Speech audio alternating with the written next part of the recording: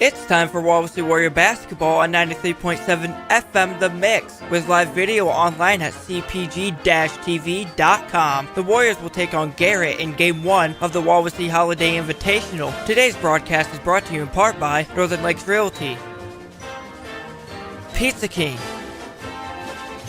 Syracuse Glass,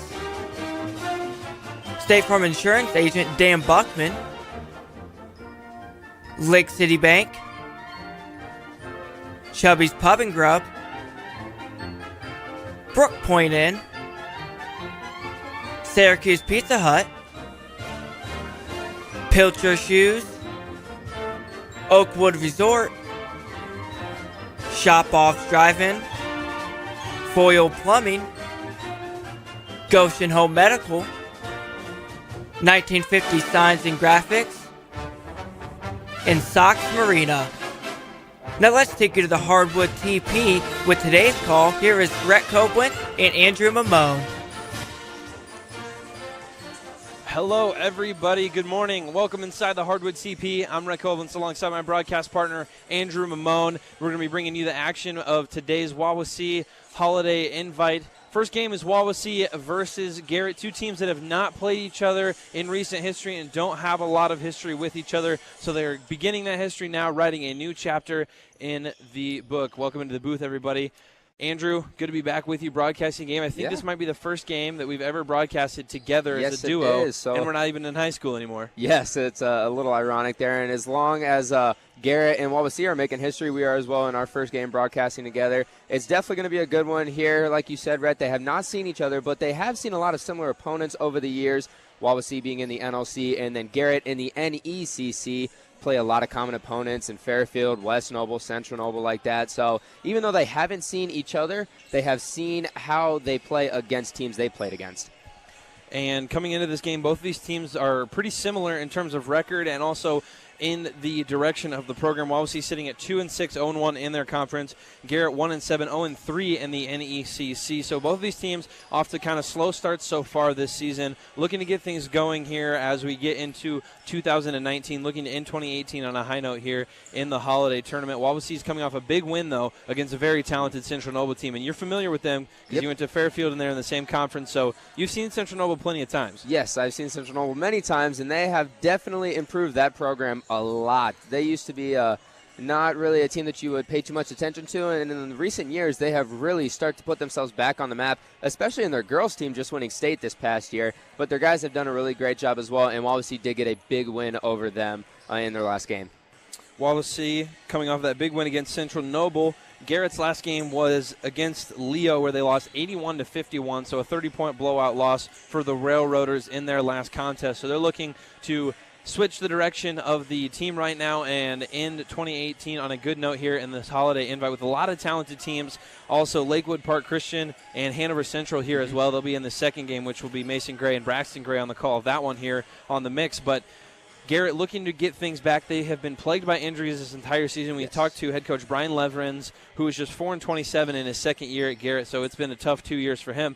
But he mentioned that they have been without their second-best scorer for half the season so far, and it's really hard to win games when you don't have your second leading scorer. Oh, definitely, Rhett. When it comes on the offensive side of the ball, I mean, every team can play defense. Defense is really all heart and hustle, but offense does require a different kind of thing that defense does. So when you lose one of those natural scores, it really hurts your team.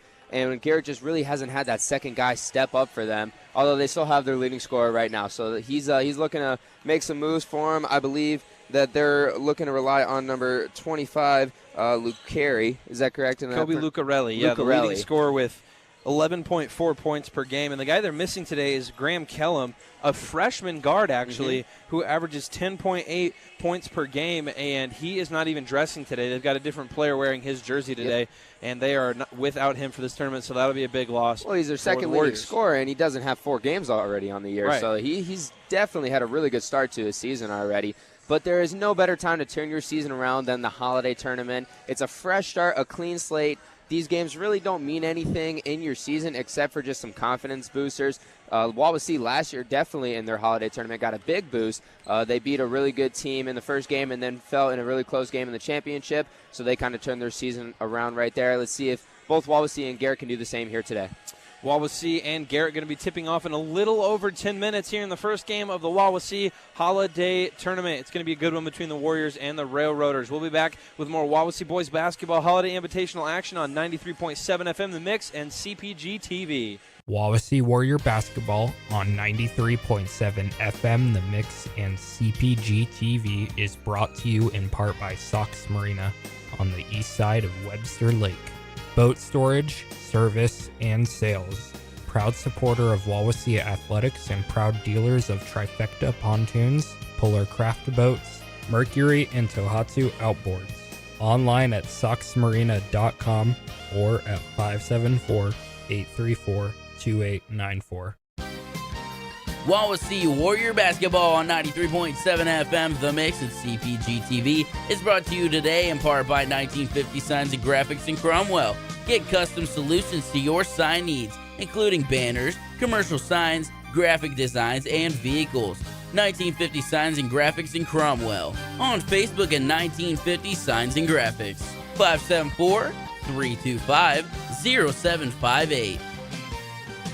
Wawasee Warrior Basketball on 93.7 FM The Mix and CPG TV is brought to you in part by Goshen Home Medical, offering sports bracing, power chairs and scooters, lift chairs, hospital beds, diabetic footwear, walkers, stair and vehicle lifts, respiratory equipment, and more with delivery. Goshen Home Medical at 1501 South Main Street in Goshen, 574-533-0626 or online at goshenhomemedical.com. Wawasee Warrior Basketball on 93.7 FM The Mix and CPG TV is brought to you in part by Foyle Plumbing in Syracuse. Whether your home or business needs plumbing, heating, cooling, well, or septic services, Foyle Plumbing's trained experts can help. Go Warriors! Foyle Plumbing, 574-658-4134. Wawasee Warrior Basketball on 93.7 FM The Mix and CPG TV is brought to you in part by Shop Off's Drive-In on State Road 13 in Syracuse. Before the game, corn dogs, Spanish dogs, a variety of sandwiches including pizza burgers and breaded cheeseburgers, deep fried veggies, root beer floats, and car hop service is available. Shop Offs will be closed until January, next to Horizon Bank, located on State Road 13 in Syracuse. 574-457-3012. Now back to Wawasee Warrior Basketball on 93.7 FM The Mix and CPG TV. Good morning, everybody. Welcome back inside the Hardwood TP here at Wawasee High School. Garrett and Wawasee getting ready to tip off in the first game of the Wawasee Holiday Invite. We were able to catch up with Coach Everingham earlier this morning. I sat down with him and got an interview, and we have that for you now. It's time for Wawasee Warrior.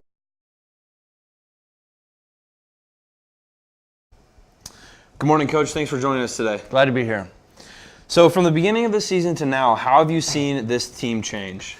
Well, you know, I'm going to go off script just a little bit, okay? Sure, and go for it. I know this is, we're here to talk about a little basketball today, and I'd like to talk about you just a little bit. Welcome back to Wawasee High School. Thank you, thank you. Tell us what you've been up to just a little bit. Take a few minutes. Okay, well, I'm a sophomore at Ball State studying digital sports production, so I'm right where I want to be. I got a great start here at Wawasee in the radio and TV program, and I'm at Ball State broadcasting games, learning how to produce live events, and doing a lot of different things that never would have ever dreamed of doing. But yeah, I'm glad to be back. Thanks for asking. We got all the old boys back in town to do the games today, and you know, from a school administrator perspective, we're glad to see you guys back, and hope you have a lot of fun. Let's talk some basketball. Yeah. All right. So from the beginning of the season to now, how has this team changed?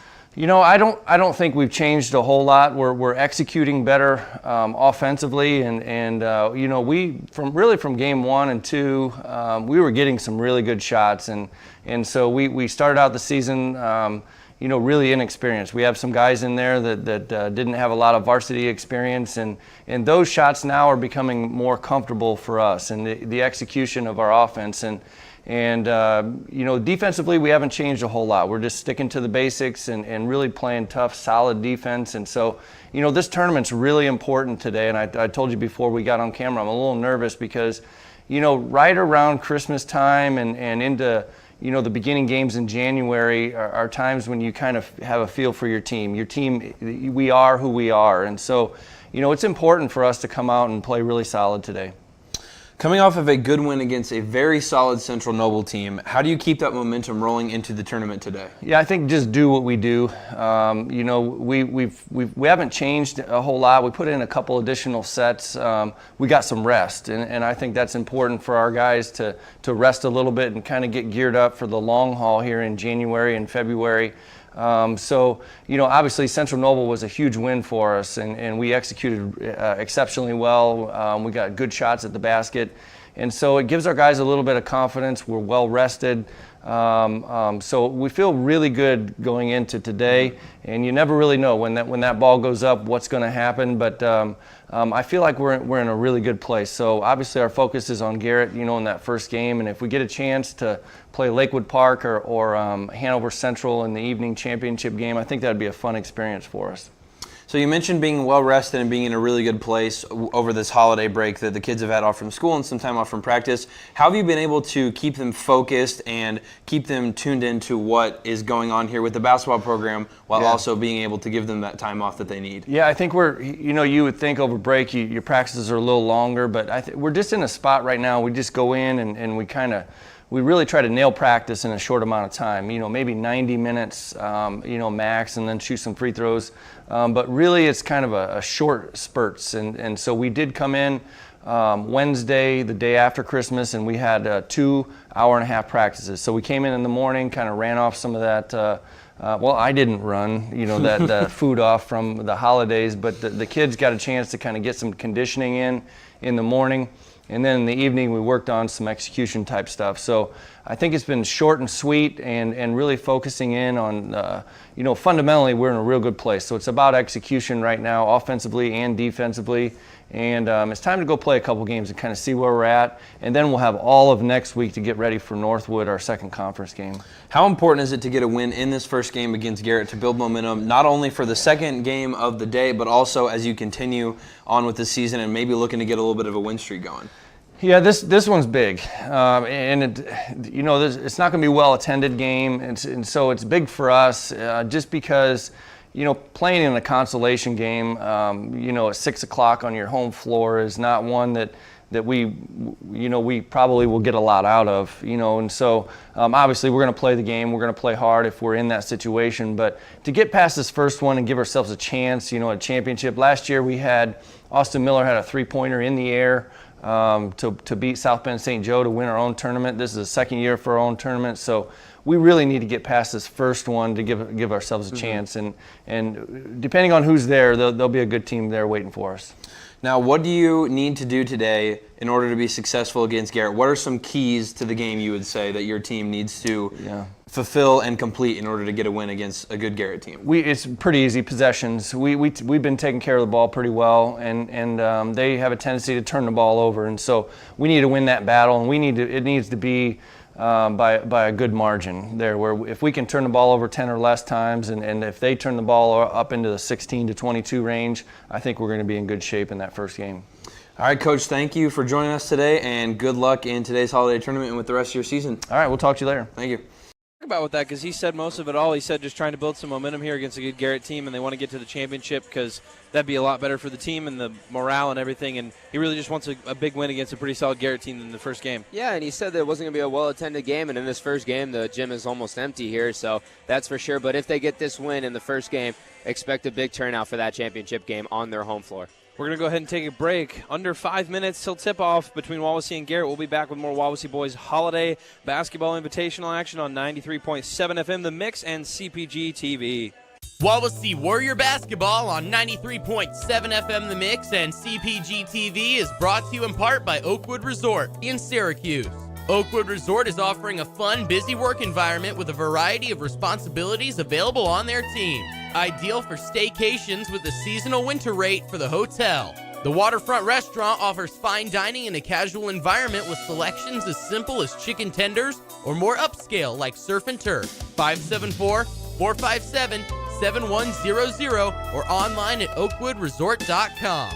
Wawasee Warrior Basketball on 93.7 FM The Mix and CPG TV is brought to you today by Pilcher Shoes in North Webster, offering men's and women's Brooks, walking and running shoes in men's sizes 7 to 16 and women's 5 to 13.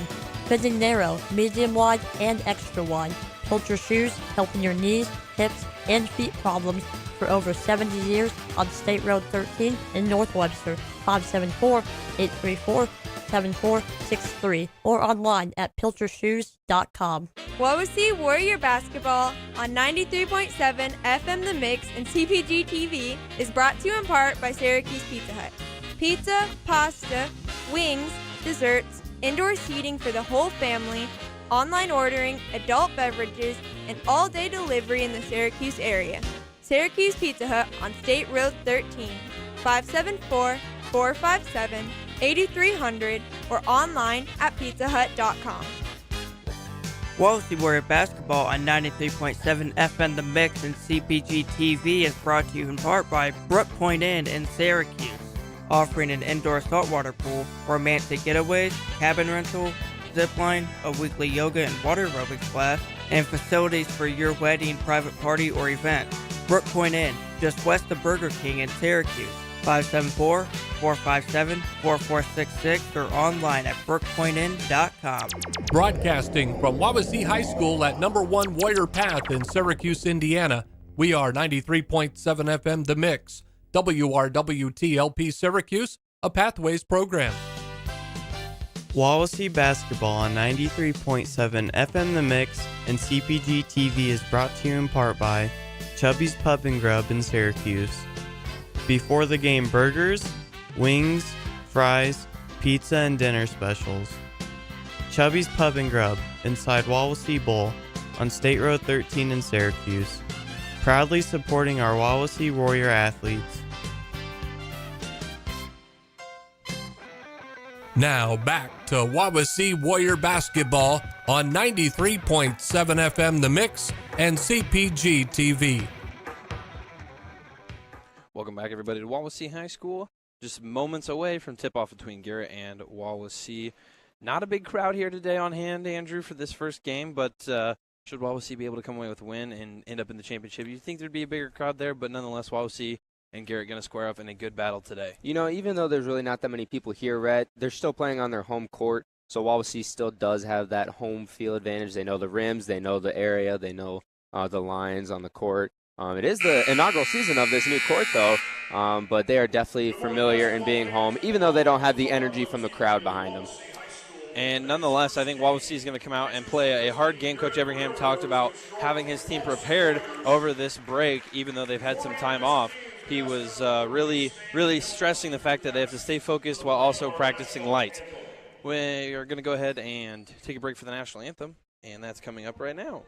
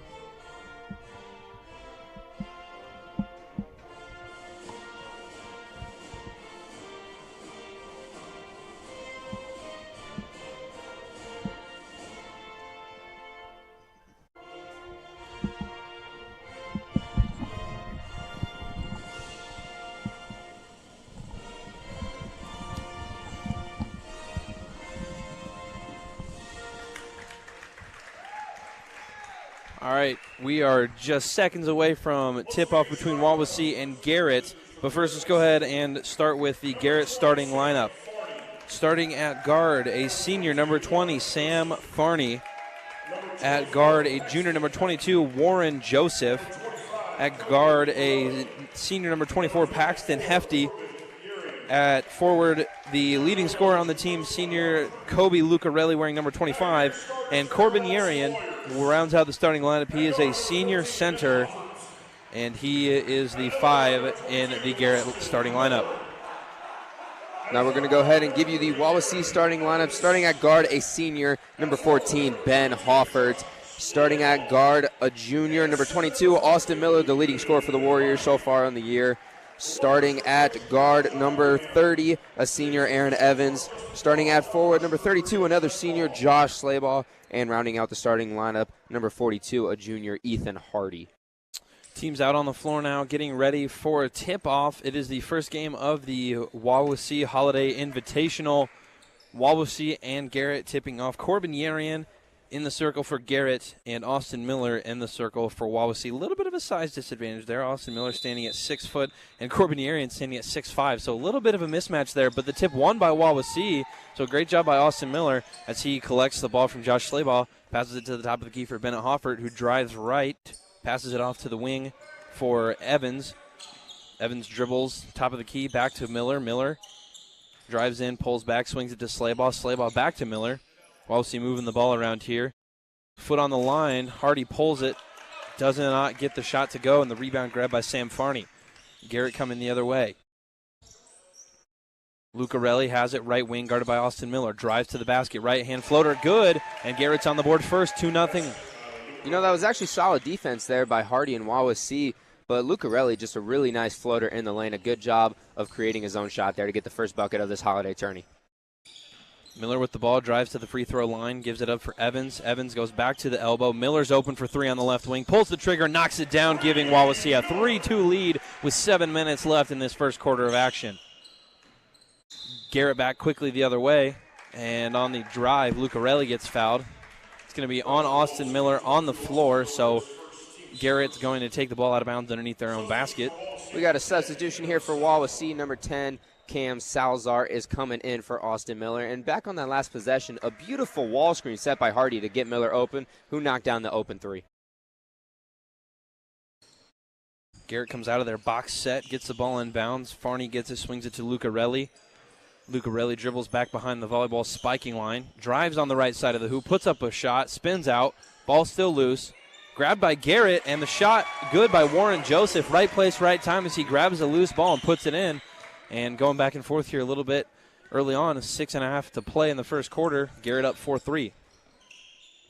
Evans pulls the trigger on a three-pointer, and he rattles it home. Evans liked what he saw, and he took the advantage. 6'4 Warriors now. Garrett pushes the ball up the floor quickly and looking to get their offense set. Joseph swings it top of the key for Lucarelli. Lucarelli steps back, misses the step back. Hardy with a nice hard rebound. Gives it to Salazar, who's pushing the ball up the floor for the Warriors. Salazar settles down, gives the offense in motion, gets a curling Hoffert the ball at the elbow. Hardy looking to pass it out underneath the basket, can't get it to Slabaugh, and that's a turnover for the Warriors as Garrett comes the other way. Hefty driving to the left, guarded by Evans, and we got a foul. It's going to be on the floor. So the second foul on the Warriors, first on Evans. You know, Garrett has done a really good job of pushing the ball and catching Wawasee off guard, not letting them set their defense very well. Every time they've taken it out of bounds, they've come really quick and just pushed it right at Wawasee. Lucarelli inbounds to Yarian. Yarian drives, and a charge on Corbin Yarian as Ethan Hardy stepped in front of him and took the hard contact. It's an offensive foul. Wawasee's going to get the ball. Hardy did a really good job right there of taking that one in the chest. A really nice job moving your feet and getting in position. Salazar running the point for the Warriors. Across the timeline, 5:45 left in the first. Wawasee leads 6-4. Evans on the drive to the free throw line. Passes out of bounds. Thought Salazar would keep moving, but... Yeah, a little miscommunication there between Evans and Salazar. Evans thought Salazar was going to continue fading down to the corner, and Salazar, I guess they just were not on the same page for that one. Paxton Hefty, the senior guard for Garrett, brings the ball up the floor. Passes it off to Joseph, who gives it to Yarian. Yarian gives it back to Lucarelli. Shot fake. Hardy goes airborne, and Lucarelli knocks it down, stepping around him. Tied up at 6, 5.5 to play. Evans receives the pass on the left wing. Drives, gives it back to Salazar at the top of the key. Salazar momentarily loses his dribble, recollects. Gives it to Evans left wing. Evans feeling it. Knocks down another three-pointer. Aaron Evans off to a hot start. 2 for 2 from behind the three-point line. 6 of Wawasee's 9 points early on, 5 to play. Sam Farney has the ball at the top of the key, guarded by the smaller Salazar. Yarian gets it left wing. Got a whistle, and going to be a foul on Wawasee. It's going to be Ethan Hardy picking up the foul. In the opening minutes of this one, Rhett, Wawasee is really living and dying by the three-point line. I think they only have one shot from inside the three-point arc, so they're really living and dying by that three-point line. But it's working so far for them. They're 3 for 3 right now, with Evans hitting 2 and then Miller hitting 1. Right now we got a substitution for Garrett. Number 33, Logan Guard, is checking in, and number 54, Corbin Yarin, is coming out. Logan Guard receives the inbounds pass. Gives it to Hefty at the top of the key, who sets up the Garrett offense. Warren Joseph drives left, and we got a travel call on Kobe Lucarelli after receiving the pass. So Lucarelli off to a quick start for Garrett. He's got 4 points. Their leading scorer on the season. Wawasee making a move. Substitution here. Austin Miller comes in, and Ethan Hardy goes to the bench. So Wawasee looking to go a little bit smaller here, but they've got some good three-point shooters in there with Bennett Hoffert and Austin Miller, and Aaron Evans, who's off to a hot start as well. So Garrett's going to have to be careful outside the three-point line. Evans in trouble, gives it to Hoffert. Hoffert gives it down low to Slaybaugh. Slaybaugh gets his shot blocked by Kobe Lucarelli out of nowhere, and then Josh Slaybaugh commits a foul on Sam Farney. That was a good job by Lucarelli of coming down, rotating down low to meet Slaybaugh at the rim. He got a clean block with the hand, but it looks like he might have got him with the body. The rest are going to let it go, however. Defensive stop by Garrett, and they're going to bring it down by 3 with 4:15 left in this first quarter of play. Lucarelli drives to the NLC logo just below the free throw line. Stops, turns, pops, no good, airballed, but grabbed by Farney, who lays in the reverse layup. Right place, right time for Sam Farney as he grabs it and puts it in. Warriors pushing it back the other way. Miller thought about a deep three, does not take it, drives to the free throw line. Evans gets it left wing, pulls the trigger, no good, in and out. Evans just missing his third three there. Garrett with the rebound, comes the other way. Hefty down low, gives it up for Logan Guard. Guard directing traffic. Lucarelli cuts. Ball goes back to Hefty at the half-court circle. Farney gets it right wing, guarded by Salazar. Back to Guard. Josh Slaybaugh trying to get through the screen. Knocks Paxton Hefty to the ground, and a foul on Slaybaugh. Hefty, a smart play there. He knows that he's a smaller guy, and he's probably going to get run over there. Takes it, falls down, sells it a little bit, and Slaybaugh gets the call for Wawasee. Right now, the fouls are a little one-sided. Wawasee has 5, and Garrett only has 1, so Wawasee got to play a little less aggressive right now. Garrett with the ball in bounds. Hefty drives, floater, no good, but in a charge down low. Cameron Salazar in position that time as the sophomore takes the charge and gets Wawasee the ball back. The second offensive foul of the game on Garrett. That's one of the things that Wawasee does really well is take charges. They've done a great job with that all season, and we've seen that already so far in this one. Wawasee coming the other way with it. Miller guarded by Lucarelli, gets a screen from Slaybaugh, drives all the way to the hoop, lays it up right hand and good. Nice take by Austin Miller. Got a nice screen at the top from Slaybaugh and took it all the way to the hole. He saw the lane and he hit it hard. That's what you got to do when you see a lane. Garrett swinging the ball around. Warren Joseph has it right wing. Lucarelli gets it top of the key, drives right, hands it back off to Joseph. Joseph drives, left hand layup, no good. Miller goes and grabs the rebound, gives it to Salazar, who's pushing it hard up the left side of the floor. Hesitation, drives to the hoop, makes a nice move across the defense. Can't get the shot to go. Sam Farney looked in position to take the charge, but Salazar moved around it but couldn't get the layup to go. Garrett coming the other way. Austin Miller tips it, and it is out of bounds right in front of the scorer's table. Nice jump there by Austin Miller to get in front of that pass. We got a sub here for Wawasee. Hardy's going to be checking in, and number 32, Josh Slaybaugh, is going to be taking a seat.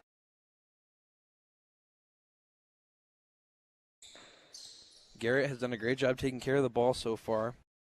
They average 16.3 turnovers a game, so they've done a great job taking care of the ball at this point. Coach Everingham for Wawasee wanted the Warriors to take advantage of that as Hefty drives. Gives it to Lucarelli. Lucarelli drives from the left wing, no good on the shot. Hardy grabs the rebound, gives it to Hoffert, who's pushing the ball up the floor. Right side, Miller gets it, dribbles, gives it back to Salazar. Swings it to Evans on the right wing. Evans drives right, guarded hard by Guard. Gives it to Salazar, escapes the defense.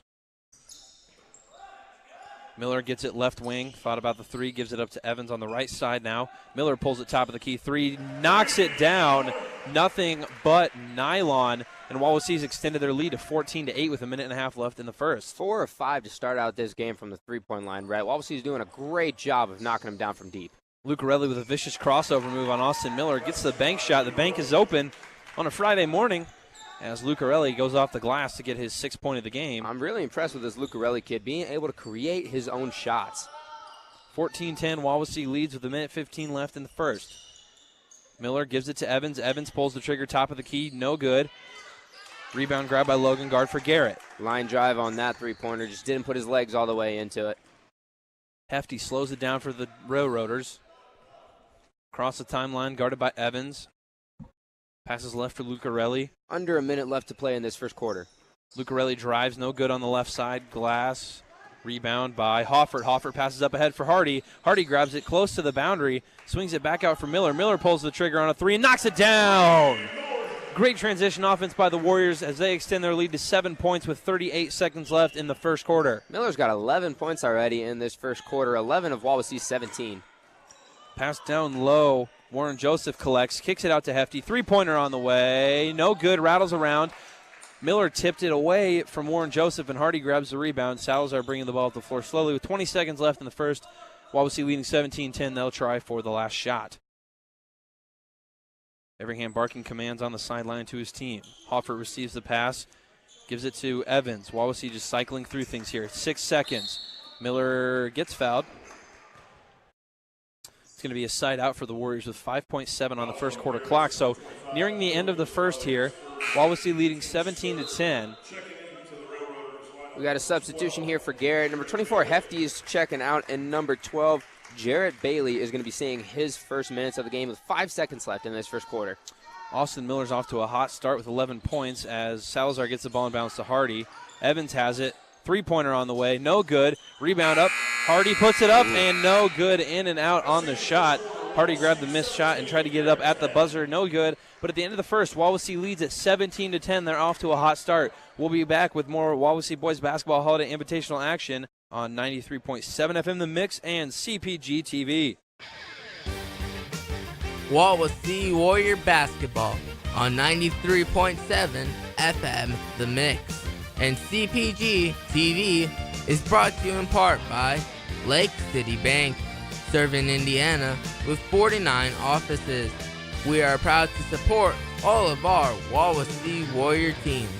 Find an office online at lakecitybank.com.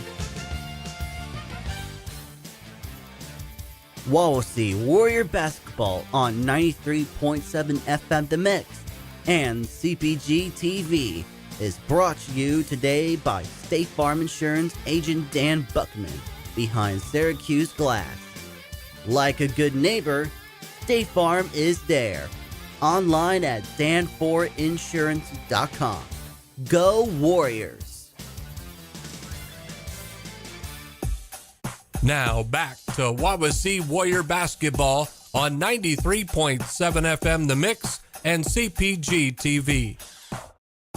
Welcome back to the Hardwood TP, ladies and gentlemen. Rhett, I'm digging the new intros here for the mix. We got some new intros, a lot of new stuff being done by all the kids in the studio. So good work, everybody, making us look a little bit better. Oh, yeah. Fresh 8 minutes on the clock. The clock is rolling as Garrett has the ball to start the second period. Warriors lead the Railroaders 17-10. Lucarelli drives to the free throw line, pulls it back, gives it to Hefty. Hefty gets it down low, poked away by Salazar, but Sam Farney grabs it anyway, and then he travels, picked up his pivot foot there.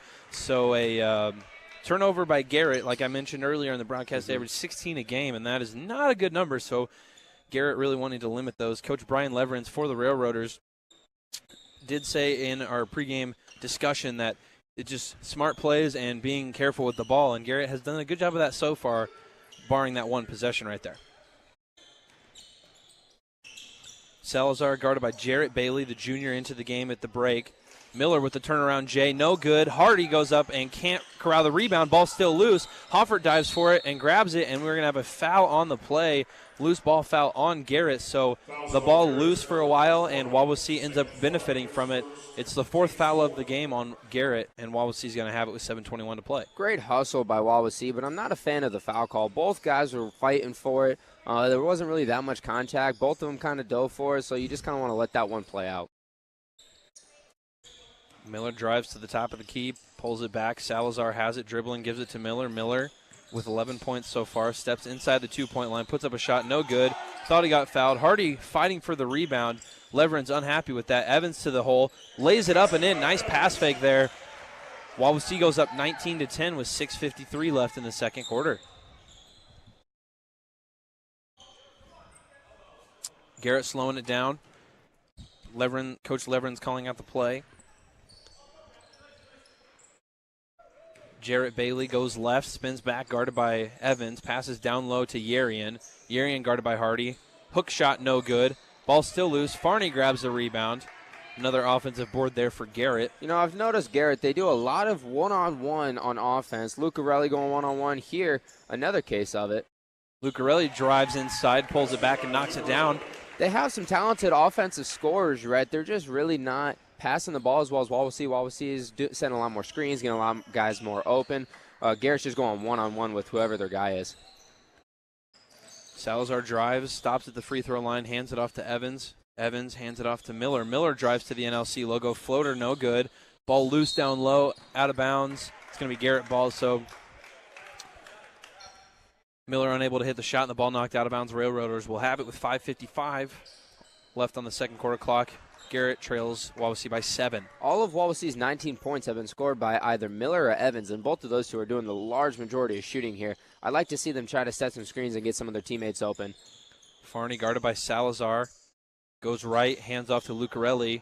Ball poked away. Wawasee sliding into a zone defense. And they move back out of it into man. Hoffert picks up Bailey. And got a turnover for Garrett.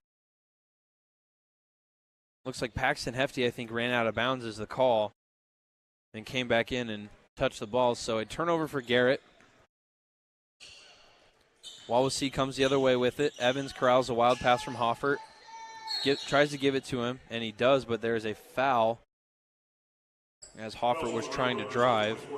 It's going to be Paxton Hefty, second foul of the game, so he's going to come out. You know, Hefty's actually done a pretty good job of staying with Hoffert. Hoffert, a smaller player on the court, really slippery, just gets open, finds those cracks, and Hefty's been able to stay with him, but he's picked up 2 quick fouls here with 5 minutes left in this first half. Warren Joseph checks back in for the Railroaders. Salazar guarded by Bailey. Hardy gets it down low, guarded by Yeri, and puts up a reverse layup, in and out.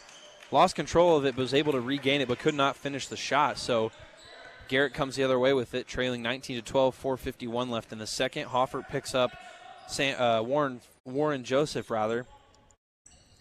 Yarian gets it inside the three-point line, drives inside, no good on the shot. Good defense by Hardy, got beat but came from behind to disrupt that. Hoffert driving on the bigger Yarian, gives it to Miller. Miller thought about the three, no. And Wawasee's going to slow things down a little bit, kind of frantic there at the beginning of that possession, but they do slow things down.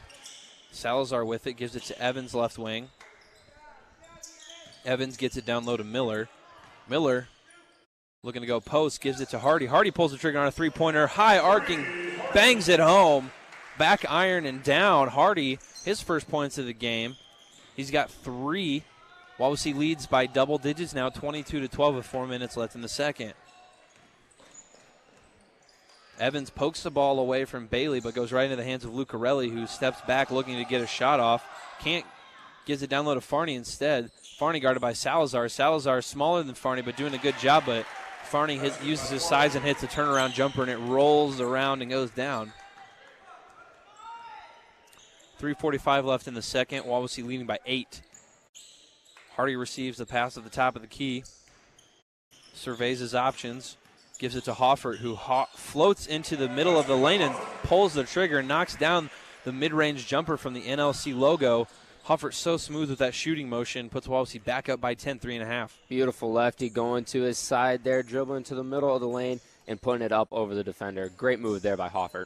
Pass to Lucarelli's feet, corralled, drives in on Hoffert, off of 1 foot, airballs it. Farney with the rebound, shot blocked, but it is going to be a shooting foul, the first shooting foul of the game.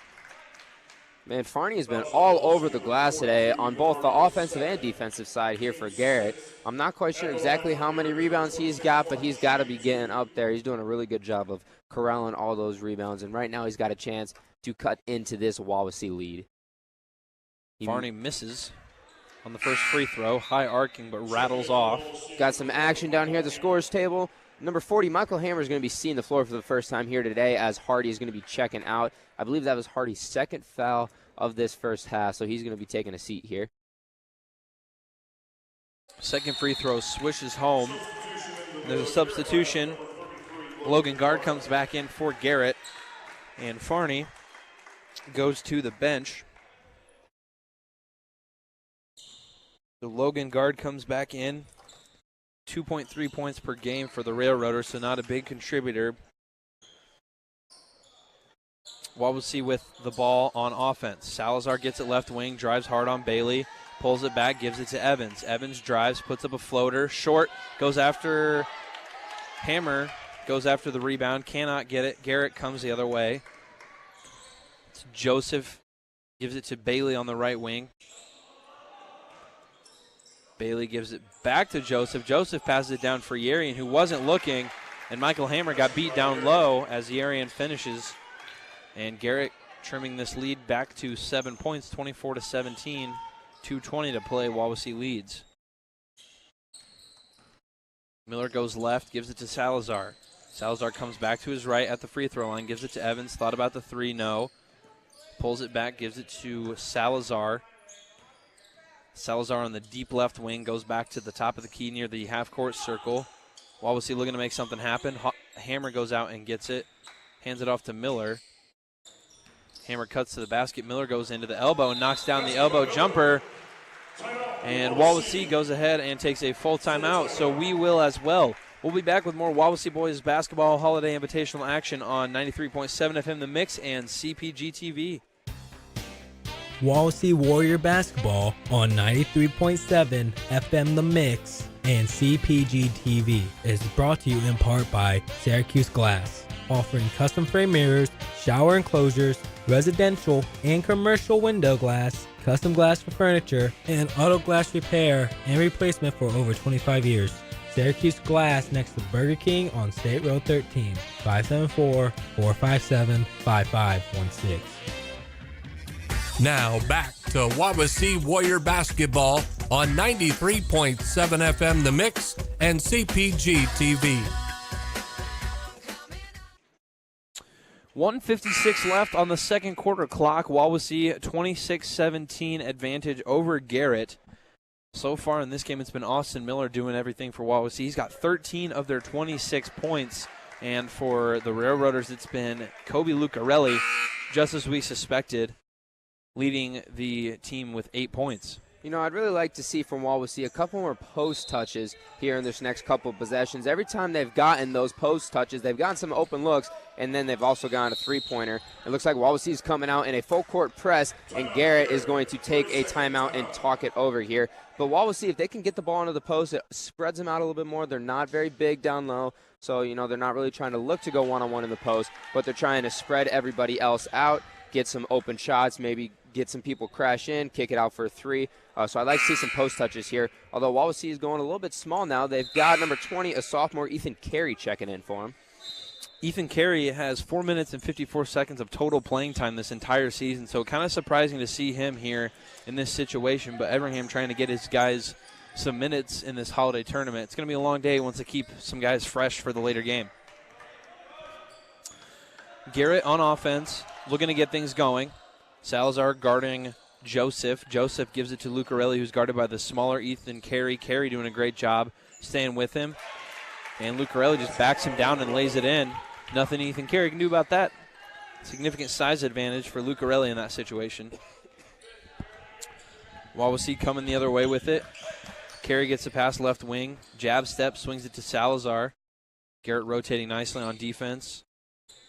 Miller gets it, goes top of the key. Evans receives at the left wing, hands off for Salazar. Pump fakes on the three-pointer, drives back to his right, pulls it back for Wawasee. And with 1:02 left, they reset. Miller gets the pass and knocks down the three-pointer from the right wing. Miller off to an incredibly hot start with 16 points in this first half. Wawasee's lead back up to 10 points. And I'm pretty sure, if I'm not mistaken, Miller's got 3 or 4 three-pointers already on the day, so a great start from beyond the arc. Hammer with a nice defensive play, taking the ball away. Drives inside, lays it up, no good, but a foul. So Hammer steals it away from Warren Joseph and goes coast to coast. Can't finish the layup, but he's going to go to the line to shoot free throws. You know, the best part about that play by Hammer right there was how he approached the hoop. He went up with both hands knowing he was going to get hammered. He had Joseph on his back the entire time, so instead of trying to shield it and make a tough layup, he gets the foul called and heads to the line to shoot free throws.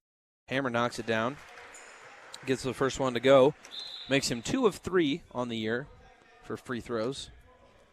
Jaden Boyer is going to be checking in, seeing his first minutes on the floor as leading scorer for the Warriors. Austin Miller is going to be checking out. 38 seconds left in this first half of play. Looks like Wawasee is going to try to play some defense here, get a stop. Hammer knocks down the second free throw, and Wawasee is going to make a change. Hofford's going to check in for Aaron Evans. A really small lineup here for Wawasee, looking to get some pressure. Maybe they're going to try to get a steal here, and they're going to have the last shot. 3 guys on the floor for Wawasee that don't have a lot of playing time. And Hammer, as he knocks the ball away, and it's still going to be Garrett Ball, but Hammer flying all over the place, making plays, knocking things away. I like this move by Everingham. It almost paid off right there. Hammer was just a couple feet away from being able to corral that one and keep it in for the steal. But I like the pressure on Garrett here at the end of this first half. Yarian receives the inbounds pass and gives it up to Lucarelli. Lucarelli guarded by Jaden Boyer, drives to the point. Stops, pulls it back, and 26 seconds left. Wawasee playing defense, trying to keep Garrett from getting a good look on the last shot, but Garrett looks like they're going to try and hold it for 20 more seconds. Bailey drives, gives it back to Yarian. The ball, gives it back to Bailey. Keep the ball out of Lucarelli's hands in this last possession. Bailey drives hard. Shot good, but a charge down low.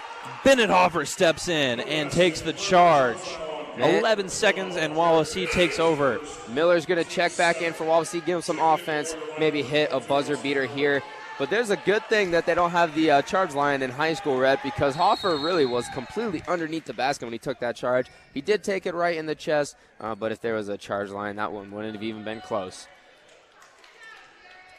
11.3 seconds left in the second quarter. Wawasee leading Garrett 31-19. Salazar lets the ball roll all the way to the timeline, picks it up. Wawasee looking to make something happen with 6. Miller drives, goes right, puts it up, no good, but a foul.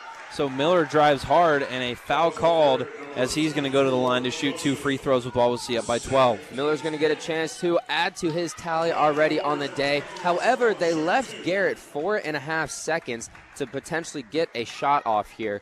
So a lot of time for the Railroaders to maybe get a buzzer beater, as Miller's first shot is off the front of the iron and no good. He's going to try to get this next one to go. We got a substitution here. Number 24, Jaden Boyer, is checking in for Ben Hoffer. Get some more defense in here with the 4.5 seconds left on the clock.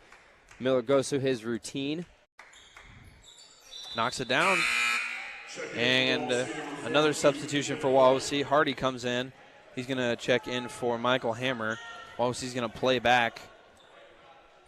Lucarelli's going to bring the ball up the floor for Garrett, leading the team in scoring with 10 points, 2 seconds. And we've got a carry on Lucarelli. So Garrett turns the ball over again with 1.8 seconds left, and Wawasee's going to get the ball on the side out. So a chance for a buzzer beater here. Probably going to be close to a half quarter, but that's plenty of time, right, to take a dribble, get a shot off, maybe even get a pump fake, get the defender flying past you. They got to do a good job of catching the ball in a good spot on the court, though. Wawasee's going to have plenty of time here to get it, maybe a dribble. Evans goes and gets it. Miller grabs it, puts up the shot at the buzzer. No good. Just off the side of the basket. But Garrett struggling in the first half to get any offense going. They trail Wawasee 32-19 at the break. When we come back, we'll have first half stats, and we'll talk about what went right and what didn't for each team. We'll be back with more Wawasee boys basketball Holiday Invitational action on 93.7 FM The Mix and CPG TV. Wawasee Warrior Basketball on 93.7 FM The Mix and CPG TV is brought to you in part by Pizza King in North Webster and Syracuse, offering pizza, subs, pasta, salads, and more with delivery service. Pizza King in North Webster, 834-2565, and Syracuse, 457-5446, or online at pizza-king.com. Wawasee Warrior Basketball on 93.7 FM The Mix and CPG TV is brought to you in part by Northern Lakes Realty in Syracuse, a full-service team helping clients buy and sell homes, as well as assisting with leasing opportunities. Northern Lakes Realty is a proud supporter of Wawasee Athletics, located across from Pickwick Theater in Uptown Syracuse, 574-457-2880, or online at nlrealtyllc.com. Wawasee Warrior Basketball on 93.7 FM The Mix and CPG TV is brought to you in part by Sox Marina on the east side of Webster Lake. Boat storage, service, and sales. Proud supporter of Wawasee Athletics and proud dealers of Trifecta Pontoons, Polar Craft Boats, Mercury, and Tohatsu Outboards. Online at soxmarina.com or at 574-834-2894. Wawasee Warrior Basketball on 93.7 FM The Mix and CPG TV is brought to you today in part by 1950 Signs and Graphics in Cromwell. Get custom solutions to your sign needs, including banners, commercial signs, graphic designs, and vehicles. 1950 Signs and Graphics in Cromwell. On Facebook at 1950 Signs and Graphics. 574-325-0758. Wawasee Warrior Basketball on 93.7 FM The Mix and CPG TV is brought to you in part by Goshen Home Medical, offering sports bracing, power chairs and scooters, lift chairs, hospital beds, diabetic footwear, walkers, stair and vehicle lifts, respiratory equipment, and more with delivery. Goshen Home Medical at 1501 South Main Street in Goshen, 574-533-0626, or online at goshenhomemedical.com. Now back to Wawasee Warrior Basketball on 93.7 FM The Mix and CPG TV. Welcome back, everybody. Halftime here at Wawasee High School, the first game of the Wawasee Holiday Invitational. Wawasee leading Garrett 32-19 at the break. A hot start for Austin Miller for the Warriors. He's got 17 points in the first half. So he's off to a quick start following up his 22-point performance against Central Noble last game, and he's been the big key to Wawasee's offense so far. And it's come in a wide range all over the floor of three-pointers, Rhett. Miller so far shooting 4 of 5 from three-point line, 4 three-pointers already in that first half, and it's really come in part to Garrett's been face guarding Ben Hofford, who's one of Wawasee's other really big three-point threats. So because Hofford's kind of been taken out of their offense, Miller has gotten a lot more open looks and a lot more open chances. And Ethan Hardy doing a great job of setting screens, getting his teammates open, really doing a nice job of doing the little things right so that his teammates, Evans and Miller, can do a large bulk of the scoring for Wawasee. And Garrett, 9 for 19, 47% from the field, which is actually better than Wawasee's 11 for 25, 44%. But Garrett just not able to get that three-point shot going like Wawasee. That's the big difference right now. The Warriors shooting 7 of 12 from behind the line as a team. Garrett 0 for 1, 9 for 18 from inside the paint. And so their bread and butter so far has been shots inside the paint, and that's been the big difference in this because Wawasee has been hot so far from behind the arc. Well, Sam Farney has been doing a great job for Garrett, Rhett, of crashing the boards hard and getting some offensive rebounds. And even if he doesn't come down with it right away, he's done a nice job of just tapping it out, just extending the possession so that some of his other teammates can get it. But Garrett doing a large bulk of their scoring in the one-on-one offense. And large part of that is Lucarelli. He's got 10 points for him so far in this first half. All of his points have come off of opportunities that he's created for himself. He hasn't, in a sense, faded off a screen from one of his teammates to get an open shot. It's really all been off the dribble. I don't even think he's taking a three-pointer yet in this game. He's just taking his guy one-on-one, taking him to the hoop, whether he steps back and pulls up for a shot or goes all the way, tries to fight through contact and finish with that layup. He's done a really nice job of creating his own shot, and I've really been impressed with him so far in this one. Wawasee winning the turnover battle. Garrett has 8 and Wawasee just 2, so the Warriors doing exactly what Coach Everingham wanted, forcing a lot of turnovers. It's not a good first half number for Garrett, 8 turnovers in the first 2 quarters of play, but Garrett looking to probably clean that up, and I bet that's something that Brian Leverins is stressing to his team in the locker room right now. Definitely, and something the Wawasee's been doing a great job of is taking charges. I believe they already have 4 charges so far in this one, and as well as those are a big part of morale boost, they also get in the head of the other team. You don't really want to drive in that much, get down the lane because you're afraid that someone's going to be there and they're going to call another charge on you. I actually don't believe there's been a blocking call so far in this one. Everything's been a charge, so when you stand in the way and you take it in the chest, the refs are being generous there and giving it to you. And Wawasee's done a good job of recognizing that and sliding over to take the charge and prevent a layup. We're going to go ahead and take a quick break. We are close to the second half getting underway in this first game of the Holiday Invitational here at Wawasee. We'll be right back with more Wawasee boys basketball Holiday Invitational action on 93.7 FM The Mix and CPG TV. Wawasee Warrior Basketball on 93.7 FM The Mix and CPG TV is brought to you in part by Foyle Plumbing in Syracuse. Whether your home or business needs plumbing, heating, cooling, well, or septic services, Foyle Plumbing's trained experts can help. Go Warriors! Foyle Plumbing, 574-658-4134.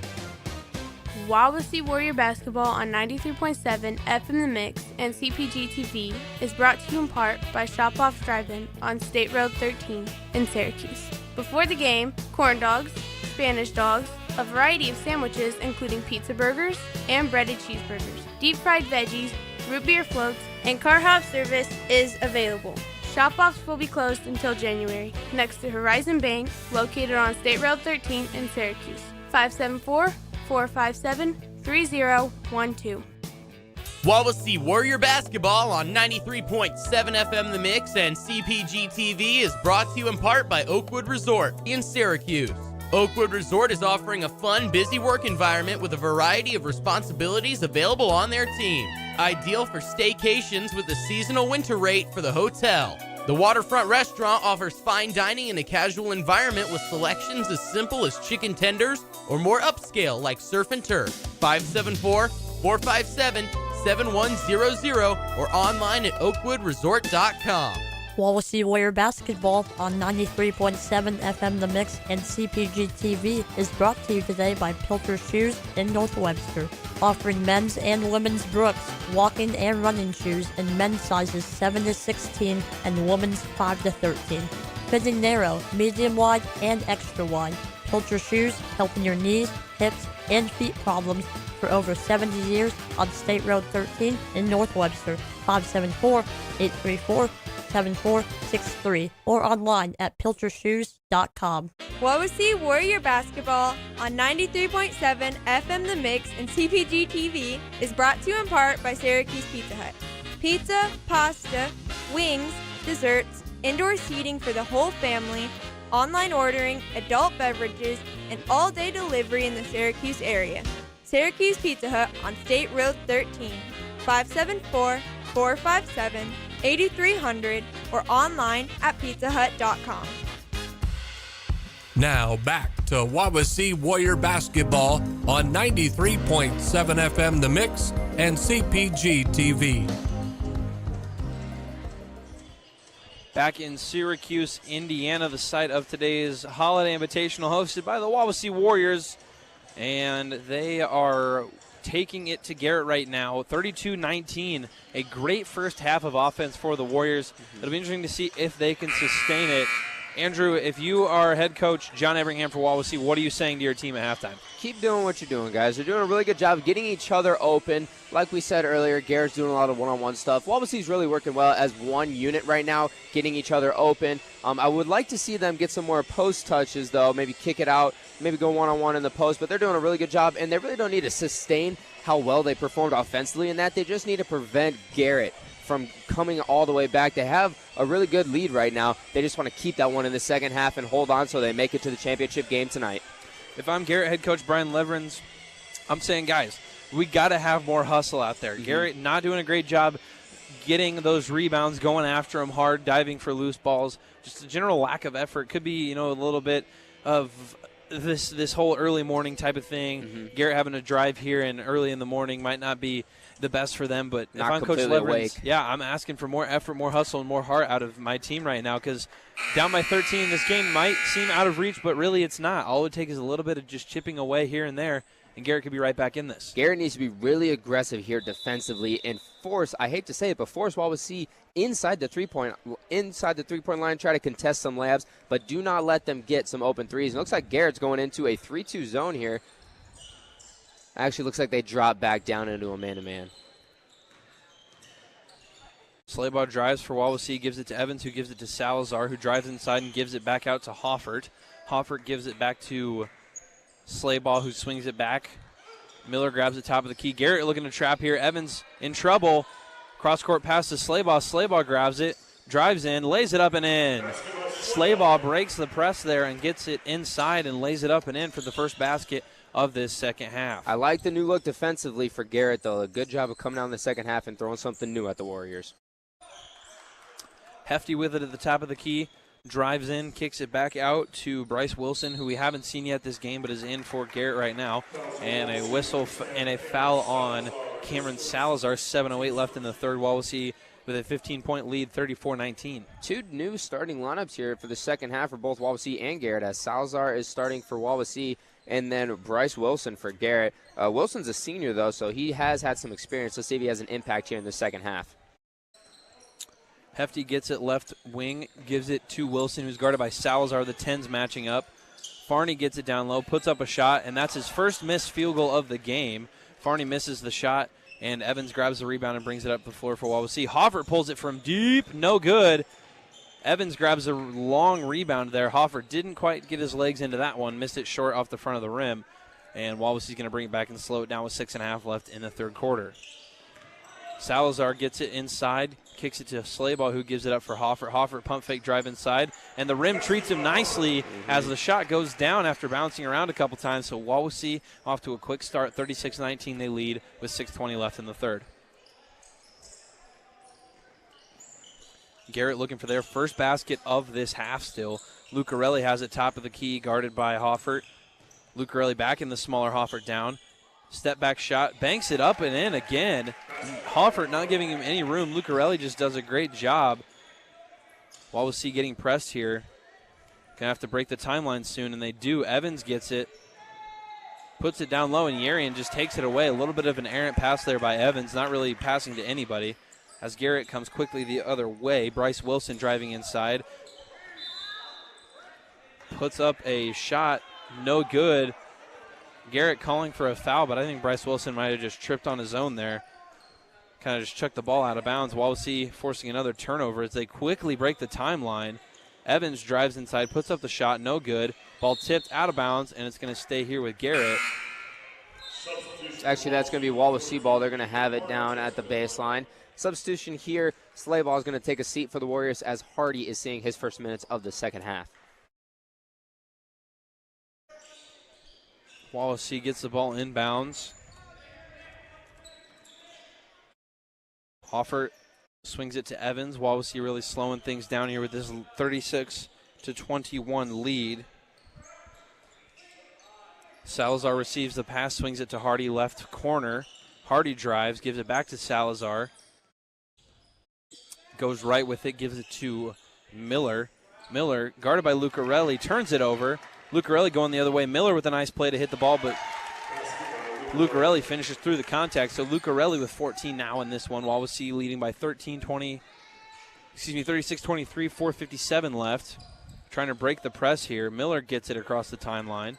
Miller drives down low, gives it to Evans. Evans goes inside. He's fouled hard by Yarian, and he's going to go to the line to shoot two, missing the shot, clapping his hands in frustration, wishing he could have finished that. But Evans at the line with the chance to shoot two free throws. Wawasee doing a really good job of breaking this press, right? They have turned the ball over, but not because they're getting pressured from the press. It was just a mistake in a pass by Aaron Evans or Austin Miller turning it over as Evans knocks down that first free throw. But Wawasee doing a really good job of not letting Garrett's press really frustrate them here in the second half. Evans misses the second one. Goes 0 for 2 from the line in that trip. Garrett coming the other way. It's Lucarelli once again with that step back. Knocks it down. Lucarelli, that step back is dangerous. It's hard to guard because he gets a lot of separation off of it, but Wawasee coming the other way breaks the press. Evans pulls the trigger on the three-pointer from the left wing. Misses badly. Farney grabs the rebound. Hardy fighting for it. Evans trailing Paxton Hefty, and the ball poked away from behind. Wawasee running and gunning here as Garrett has trimmed the lead down to 11. Austin Miller misses the three-pointer. Farney grabs the rebound. And things kind of slow down. Austin Miller goes and takes the ball away. Miller, unattested, puts the shot in as Bryce Wilson fell down trying to play defense. So a crazy sequence there with a couple of turnovers and missed shots, ends with Wawasee getting a bucket and pushing their lead to 38-25 with 3:51 left in the third. We got a quick local game update here for you. After one, Whitco leads Plymouth by 14. Farney with the shot, good down low. Teams just trading buckets at this point. Wawasee breaks the press effortlessly like they have most of the second half. This press not really working for Garrett, but Coach Leveren's for Garrett trying to get anything going. Salazar gives it to Miller on the right wing. Miller jab step, drives to the hoop, kicks it out to Hardy. Hardy lines up the wide open three-pointer and splashes it home. Great find. Austin Miller getting the assist on that. Wawasee goes over 40 points. It's 41-27. Wawasee extending their lead. The big guy, I love it. Hardy stepping out with confidence and shoots that three. Lucarelli just took his first three-pointer of the game, and he missed it badly. Lucarelli trying to make things happen for Garrett, unable to really get back into this one. Austin Miller pulls the trigger. Boom! There's his fifth. Knocks down the three-pointer from the right wing, and Everingham takes a timeout as Wawasee extends their lead 44-27 with 2:52 left in the third. Wawasee leading Garrett. We'll be right back with more Wawasee Boys Basketball Holiday Invitational action on 93.7 FM The Mix and CPG TV.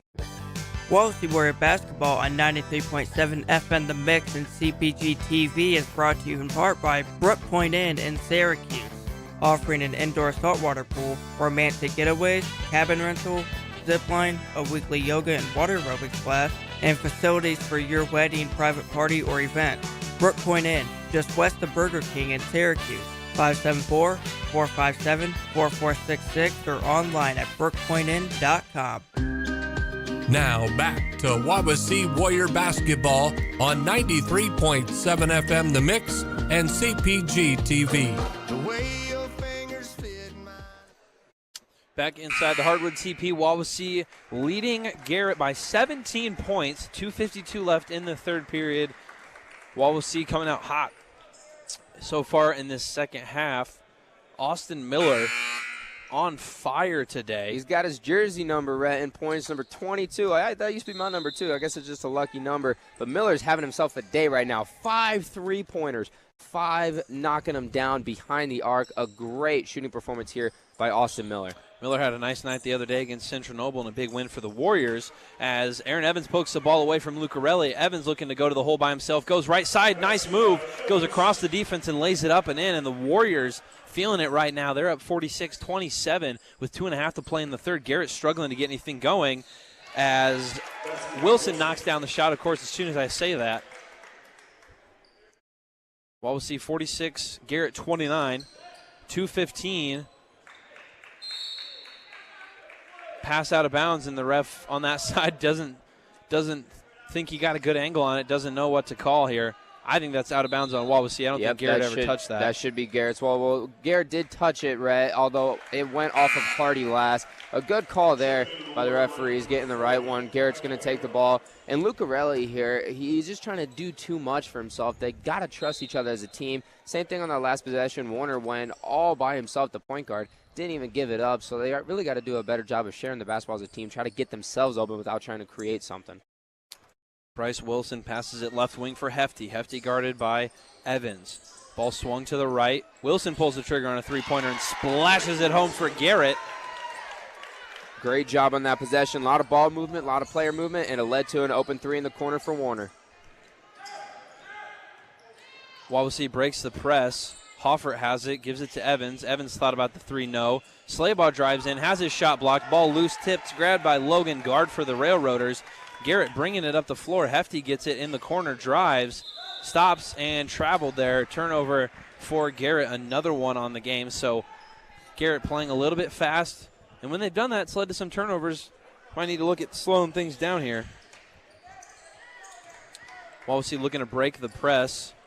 Can't get it across yet. Hoffert has it, swings it to Hammer on the right wing. Hammer passes down low to Evans. Evans drives, pulls it back, kicks it to Slaybaugh.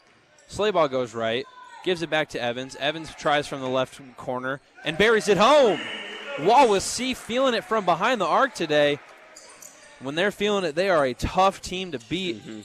Garrett's finding that out right now with a minute to play in the third quarter. And the Railroaders trail by 17. And I'll tell you what, Rhett, the other two teams in this tournament are watching this game right now scared of Wawasee with how well they're shooting. As Lucarelli creates once again with that step back and knocks it down for Garrett.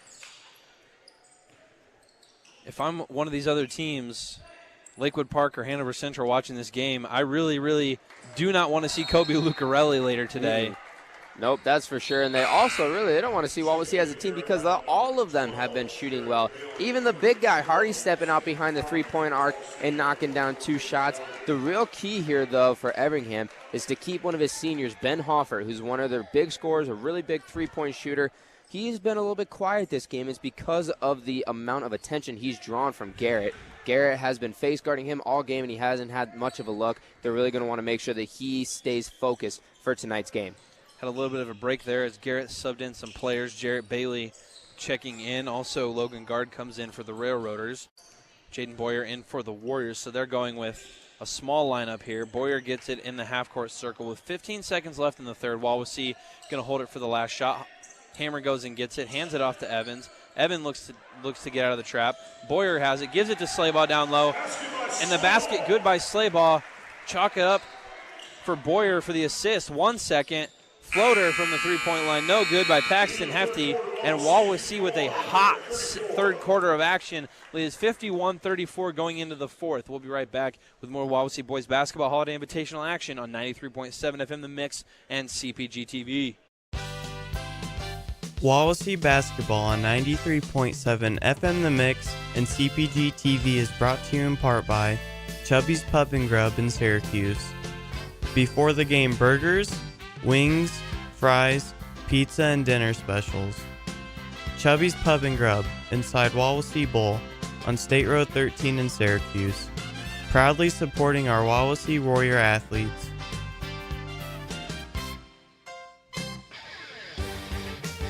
Wawasee Warrior basketball on 93.7 FM The Mix. And CPG TV is brought to you in part by Lake City Bank, serving Indiana with 49 offices. We are proud to support all of our Wawasee Warrior teams. Find an office online at lakecitybank.com. Now back to Wawasee Warrior basketball on 93.7 FM The Mix and CPG TV. Wawasee goes 8 for 13 from the field in that quarter, 3 for 6 from behind the arc, and they extend their lead to 17 points as Garrett starts this fourth quarter with the ball. Hefty pulls the trigger on a three-pointer, doesn't get it to go, but Guard grabs the easy rebound and the putback. So Garrett, 2 points early on in this fourth. They get the first bucket of this quarter. Evans gets a pass from Salazar and lays it up and in. Almost too easy there for the Warriors as they're breaking Garrett's press without any problems here. Hefty drives inside, no good. Evans grabs the rebound, bringing the ball up the floor, blows right by Wilson. Evans, 2 big steps, drives inside, lays it up and in. And Evans has 2 quick buckets for the Warriors. He's got 17 on the game. Yeah, Evans is really kind of being undermined by Austin Miller's performance offensively, but he's having one heck of a day as well. Three-pointer good by Paxton Hefty for Garrett. So despite being down by 16 points, Garrett's still fighting to get back into this thing. Wawasee struggling a little bit right now with the press. Turnover there by Austin Miller. Not a good pass. Wilson takes it away. Passes it to Bailey. Bailey passes it down low for Hefty. Hefty underneath the basket, kicks it back out. Three-pointer no good by Bailey. Hefty grabs the rebound at the right elbow, puts up a shot, and that's going to be a foul, and he's going to go to the line to shoot two. I think the foul's going to be on Slayball. That's going to be his third of the game. Hefty got bailed out a little bit on that one, right? He's a little out of control. He's lucky he drew the foul, otherwise that would have been a turnover there for Garrett. We've got some action down here at the scores table. It looks like Luke Corelli is going to be checking back in for the Railroaders, as well as number 22, Warren Joseph, as Hefty's first free throw is up and good. 40-55, your score in favor of Wawasee with 6:35 left here in the action of the first game of this holiday tourney. Wawasee has come out firing in this first game. Just a reminder, we've got another game following this one. Lakewood Park Christian versus Hanover Central, as second free throw missed by Hefty. It's going to be Mason and Braxton Gray on the call of the second game right here on the mix. Not even going to be any time between the games. We'll go straight to it, but we've got a full day of basketball, 4 games today, as Wawasee back on offense. Evans missing the three-pointer from the left side. So 6:15 left. Wawasee the 15-point lead, 55-40. Barring an absolute cold streak, Wawasee's going to break 60 points again for the second time in 2 games. Evans lets Hefty go by him. And we got a 30-second timeout by Garrett. We'll go ahead and take a quick break. We'll be right back with more Wawasee Boys basketball holiday invitational action on 93.7 FM The Mix and CPG TV. Wawasee Warrior Basketball on 93.7 FM The Mix and CPG TV is brought to you today by State Farm Insurance agent Dan Buckman behind Syracuse Glass. Like a good neighbor, State Farm is there. Online at dan4insurance.com. Go Warriors! Now back to Wawasee Warrior Basketball on 93.7 FM The Mix and CPG TV. 6:02 left in the fourth quarter. Wawasee leading Garrett 55-42. Wawasee feeling it from behind the arc today, as Garrett looking to make something happen with their full court press here. Salazar breaks it, passes it down low, ball tipped away by Paxton Hefty, so Garrett in good position there. Wawasee going to retain possession, though, underneath their own basket. It's going to be Hoffert taking it out of bounds for the Warriors. Looking to get a win here and move on to the championship later tonight, which Andrew and I will have the call of, approximately 7:15.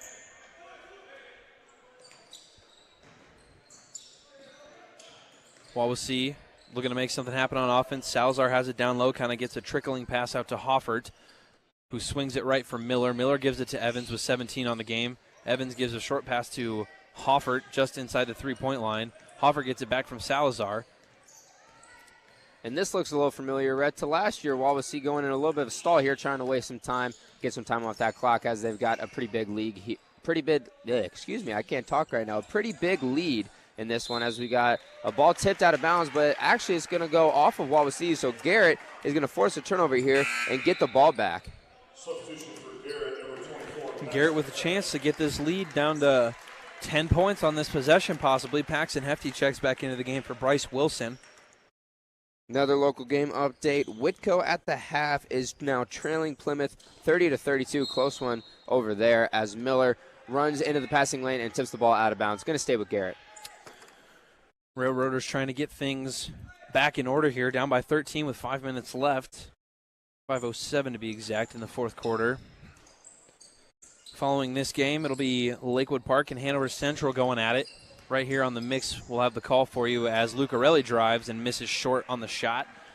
Two-pointer no good. Miller grabs the rebound, looks to get a good pass down low, and the ball just kicked away there by Logan Guard.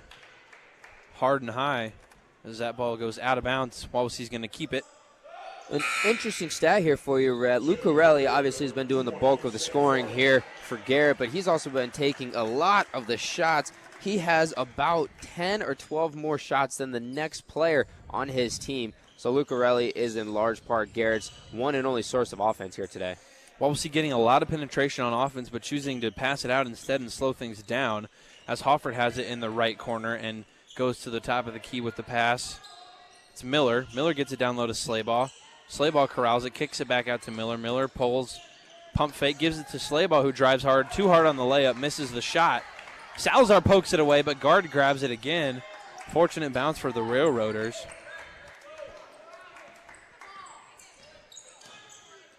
Hefty drives inside, no good on the shot. Evans grabs the rebound, looking to push it ahead. Ball loose. Evans can't corral it. Ball still loose.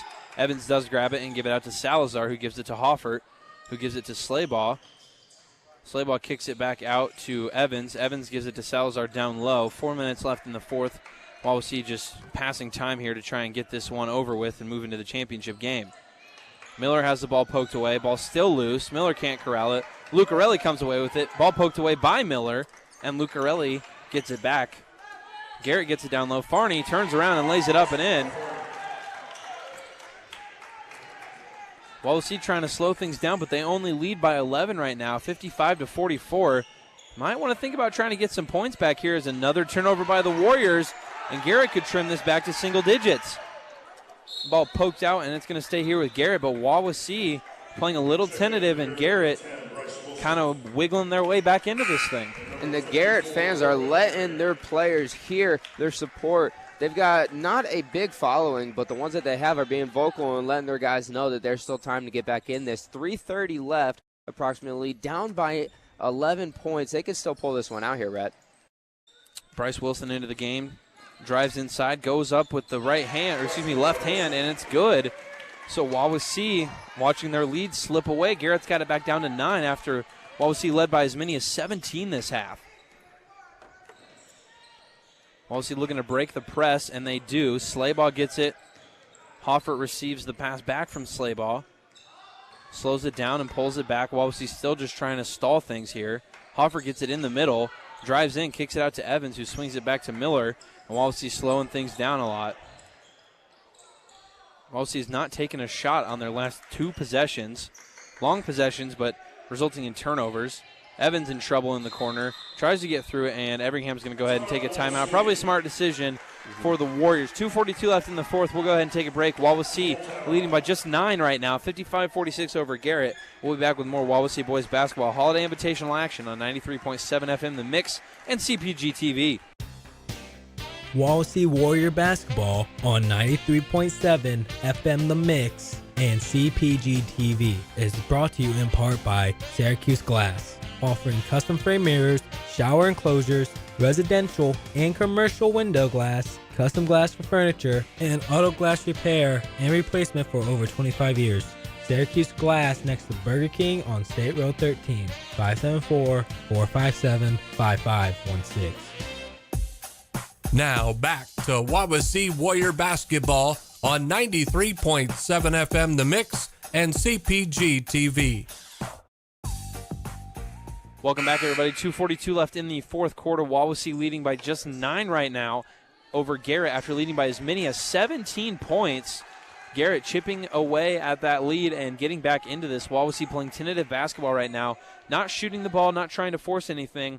But at some point, you do have to think about possibly getting some points and trying to keep this lead right here, because if Garrett keeps going, this game could get interesting real quick. Yeah, any chance Wawasee gets to have an open layup. I like that they're not settling for those three-pointers, but if they get a layup, as we have a foul here on Garrett's number 33, Logan Guard, if Wawasee can get an open layup, they got to take it, Rhett.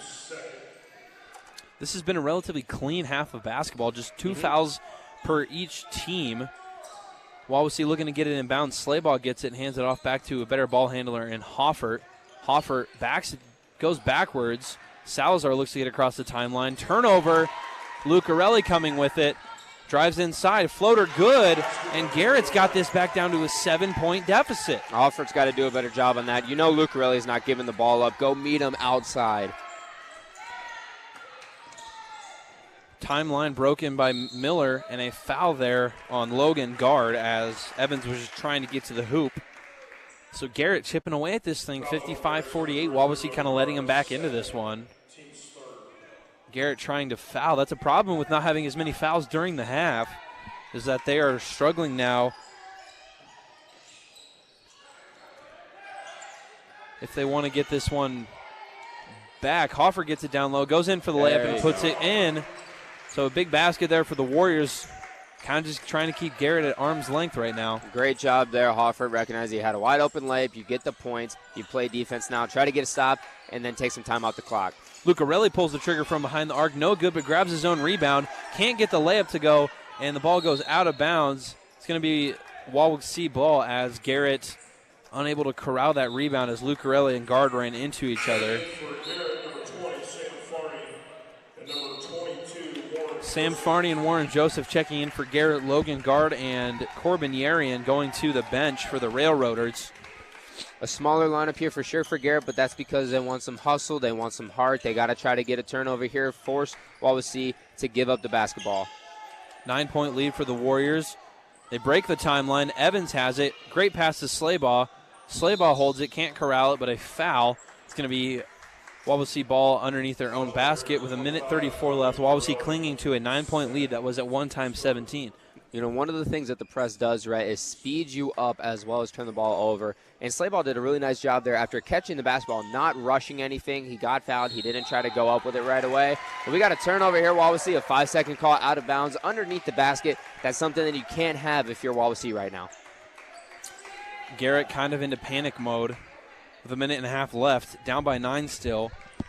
Just 3 3-pointers, but the way they've shot the ball from behind the arc tonight, not looking good for them as Hefty pulls the trigger and leaves it short. Ball goes off of Hoffert's head. Lucarelli comes up with it and gives it back to Hefty with 1:20 left. Hefty driving inside, pulls on the turnaround, no good. Hoffert grabs the rebound. Hoffert pushing it up, gives it to Salazar.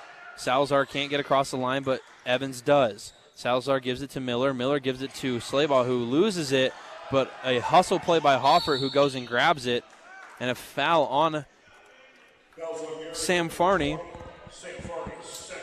The offending party there commits it on Ben Hoffert. So Wawasee with 1:01 left, leading 57-48. Garrett's got 5 fouls right now, so they've got 2 to give until putting Wawasee on the free throw line for the bonus, the 1-and-1 there. As Hoffert's got on the sideline, finally gets it in to Miller. Miller drives in and lays it up and in, and a foul. Lucarelli commits a foul, and Wawasee leading 59-48, pushes it back to 11 with 59.4 on the clock. So Wawasee on the verge of scoring 60 again for the second time this season. That just might be the nail in the coffin, Rhett. A devastating play if you're Garrett, a 3-point and 1 as Miller is trying to convert this and 1 to push Wawasee up to 60, and he does. Miller has 25 points on the day as we are under a minute to play here in this first game of the holiday tourney. Hefty drives inside. Good defense by Slaybaugh as he tips it away and then grabs a rebound, and he is fouled, and he's going to end up shooting free throws down at the other end as part of a 1-and-1. So Wawasee goes back-to-back games with 60 points. They beat Central Noble 60-52 exactly a week ago. Wawasee has not scored 60 points at all this season except for their last 2 games, so they're trying to build a little bit of a hot streak here, and with this presumed to be over win, Wawasee will move to 3-6 on the season as Slaybaugh misses the free throw, barring a catastrophic collapse. Wawasee's going to walk out of here with a win and get to the championship game as Bryce Wilson turns the ball over for Garrett. Just lost it out of bounds there. Hardy comes to the scorer's table, and he's going to check in for Wawasee. Hardy comes in for Slaybaugh. Haven't said his name recently. Actually, it's going to be Garrett Ball, I believe they say. Yeah, changed the call down on the floor. So Garrett has it, looking to get it in, trailing by 12. Miller goes up and almost grabs the steal. Three-pointer on the way, no good from Jarrett Bailey. Hardy grabs a rebound, turns it over to Lucarelli. Lucarelli puts up a shot, good, and he's going to go to the free throw line to shoot. Lucarelli with 22 points on the game. Kind of expected that from him today. But how many shots has he taken also, Rhett? A lot. He's taken a lot of shots, so the fact that he's at 22 points is a little too expected with how much he's put the ball up. But that was a really good play there. Never giving up on the play, fighting to get that one, putting it up through a lot of contact. Not sure how he got that one all the way up to the rim, but got the friendly roll, fell down, and now he's got a chance for a three-point play. Just a quick 30-second timeout, so we'll go ahead and keep it right here. 60-50, Wawasee with a 10-point lead, 32 seconds left. Lucarelli's at the line. You know, Wawasee pulled away. I apologize for interrupting No, you're you good. there, Red. I really like the comeback that Garrett was having, except for their past couple of possessions. Number 24, Hefty, just tried to do it all by himself. There was one possession. He got 2 shots from because they got an offensive rebound. he didn't pass the ball at all when he got it. He went to try to take his man one-on-one, forced bad shots, and in turn turned the ball over. Wawasee got the rebound, got on the free throw line. Miller got that and one. That was the turning point right there. They were making a comeback, and then they tried to do too much by themselves and not rely on their teammates. Swing the ball a little bit, try to get Lucarelli down low in the post one-on-one, try to kick it out to Hefty for a three-pointer instead of trying to take your man every single time you touch the basketball. It's not too often that a guy like Kobe Lucarelli would score 22 points and not be the leading scorer for both teams in this game. But Austin Miller, 25 points for the Warriors, having himself a whale of a game as Lucarelli knocks down the free throw. Wawasee's going to take it out. Look to go the length of the floor here with just 30 seconds left. Garrett looking like they're trying to foul. Can't get one, so they decide not to. Salazar in trouble, and there is a foul there. So Salazar will go to the line. Small sample size. He's just 2 for 5 on the season from the free throw line. It was a very bad foul there by number 10, Bryce Wilson. He was getting close to having that 8-second call before he could Salazar could cross half court. So that one, you just kind of move your feet, try to stay in front of him, don't foul, get that 8-second call, turns the ball over, get it back. Instead, Salazar goes to the line for the one-and-one, knocks down the front end, which the front end of a one-and-one is the most crucial. Get you that second shot. 61-51, Wawasee leads by 10 with 26.2 seconds left in this one. It's all wrapped up. Second free throw, no good. Warren Joseph grabs the rebound. Lucarelli step back, no good. Rebound by Salazar, and a foul down low on Sam Farney. So more free throws coming up for Salazar, but Wawasee's got this one wrapped up. Looking ahead for both of these teams, obviously they're going to have a game later tonight. We will await the winner and loser of Lakewood Park Christian versus Hanover Central. The game following directly after this one. Mason Gray and Braxton Gray on the call. So loser will take on Garrett. Winner will get Wawasee in the 7-15 championship, which Andrew and I will be back for the call of. But after that, Wawasee takes on Northwood, a big game there at the pit. As a free throw, no good by Salazar, but Hardy grabs the rebound. So Wawasee's probably just going to try and run this one out here. And the ball tipped, and Evans lost it out of bounds. It's going to be a turnover, but a call actually changed there, so it doesn't really matter, but Wawasee going to retain possession with 12 seconds, so it doesn't matter. Wawasee going to take on Northwood, and Garrett going to take on Hamilton, a home game for the Railroaders and a road game for the Warriors in their next contest following this tournament. Another foul by Lucarelli, his 4th of the game, so it's going to send Hardy to the line, but pretty good team performance by Wawasee. 61 points. It's their highest point total of the season, so a good output today for the Warriors, and they'll move into the championship tonight. Hardy knocks it down. Warriors lead by 11. We've got quite a bit of substitutions here for Garrett. Most of their starters are coming out, especially one of the stars of the game here for sure, number 25, Kobe Lucarelli for Garrett, ending the day with 23 points, and he still was not the leading scorer.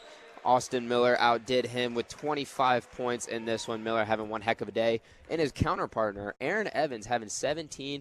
They both lit it up from beyond the three-point arc here tonight. Second free throw good from Hardy. Just 8 seconds left. Garrett getting some backup, some playing time. 2 seconds on the clock. 1. And the buzzer goes off, and that's it. Wawasee gets out alive, 63-51, a game that doesn't seem as close as it really was for most of the second half. But the Warriors will move into the championship game in the second of the evening tournament. So the Warriors are victorious against Garrett, 63-51. Railroaders fall in this one, and the Warriors move into the championship. They will await the winner of Lakewood Park Christian versus Hanover Central. Warriors shoot deadly from behind the three-point line, and that was really what got them the win today. Yeah, they did an excellent job of knocking down shots from the three-point arc, and the big thing was, Rhett, they were open shots. They were good looks from the three-point arc. They weren't really forcing anything, as their counterparts, Garrett, were kind of starting to force things, especially towards the end of that one. Wawasee, a really great performance offensively, led the way by junior guard Austin Miller. Miller with a big performance. Not quite sure what his final point tally was. We're waiting a stat sheet coming up to us, but it is coming. Going to be doing things a little bit differently here because we'll be transitioning straight into the next broadcast. Mason Gray and Braxton Gray will have that one. Lakewood Park Christian versus Hanover Central in the second game here. And we do have a stat printout, but didn't quite print correctly. So yeah, it looks like really we're low on some ink there. We might need to tell our stat guy that we need to put some more ink in there. Let's see if I can decipher some of this stuff. It looks like we really only have Garrett's stats. The leading scorer obviously was Lucarelli. He ended the day with 23 points. He ended, though, with 22 total shots, Rhett. He went 11 of 22, shooting 50%, 0 for 2 from the three-point arc. So he did the majority of his scoring driving in and stepping back or taking his man all the way to the hoop. He did a really nice job of that. It looks like for Wawasee stats, they're a little jumbled together there. Austin Miller was your leading scorer. I believe he had somewhere around 24, 25 points. Aaron Evans was second with 17. And then everyone else chipped in here and there. Hoffer got a couple. Hardy stepped out beyond the three-point arc and got a couple. So a really great all-around performance by Wawasee, but especially a cherry on top with Austin Miller and Aaron Evans.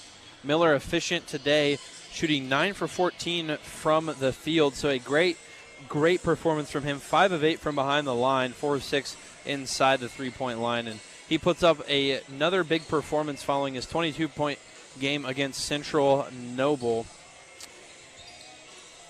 So Wawasee wins this one 63-51.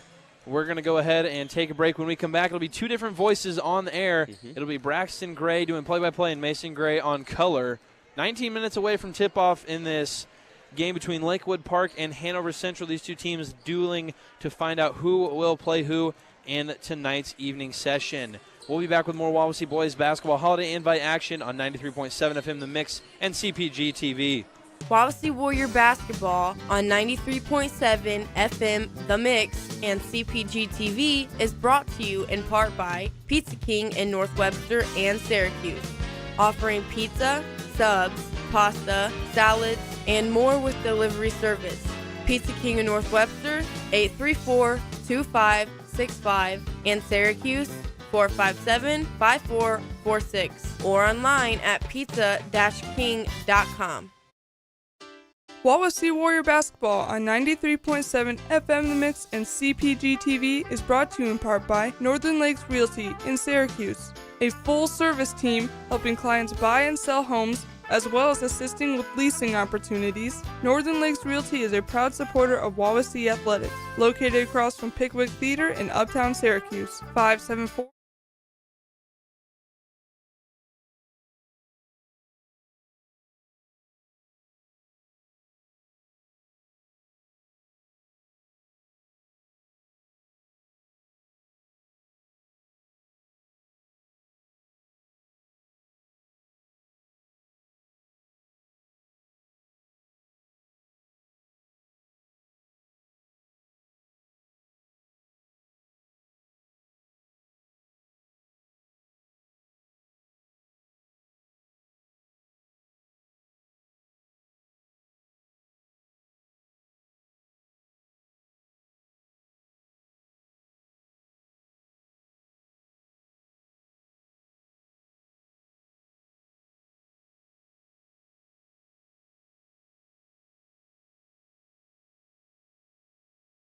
...1950 Signs and Graphics in Cromwell. On Facebook at 1950 Signs and Graphics. 574-325-0758. Wawasee Warrior Basketball on 93.7 FM The Mix and CPG TV is brought to you in part by Goshen Home Medical, offering sports bracing, power chairs and scooters, lift chairs, hospital beds, diabetic footwear, walkers, stair and vehicle lifts, respiratory equipment, and more with delivery. Goshen Home Medical at 1501 South Main Street in Goshen, 574-533-0626, or online at goshenhomemedical.com.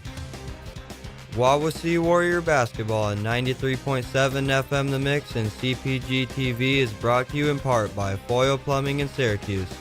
Whether your home or business needs plumbing, heating, cooling, well, or septic services, Foyle Plumbing's trained experts can help. Go Warriors! Foyle Plumbing, 574-658-4134. It's time for Game 2 of the Wawasee Boys Holiday Invitational. Lakewood Park will take on Hanover Central.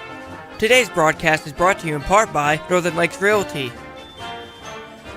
Pizza King,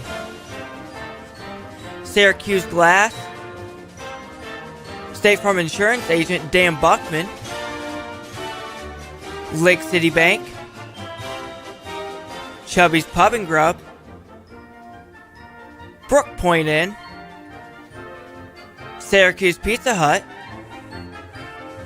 Pilcher Shoes, Oakwood Resort, Shop Offs Drive-In, Foil Plumbing, Goshen Home Medical, 1950 Signs and Graphics, and Sox Marina. Now let's take you to the Hardwood TP with today's call. Here are brothers Braxton and Mason Gray.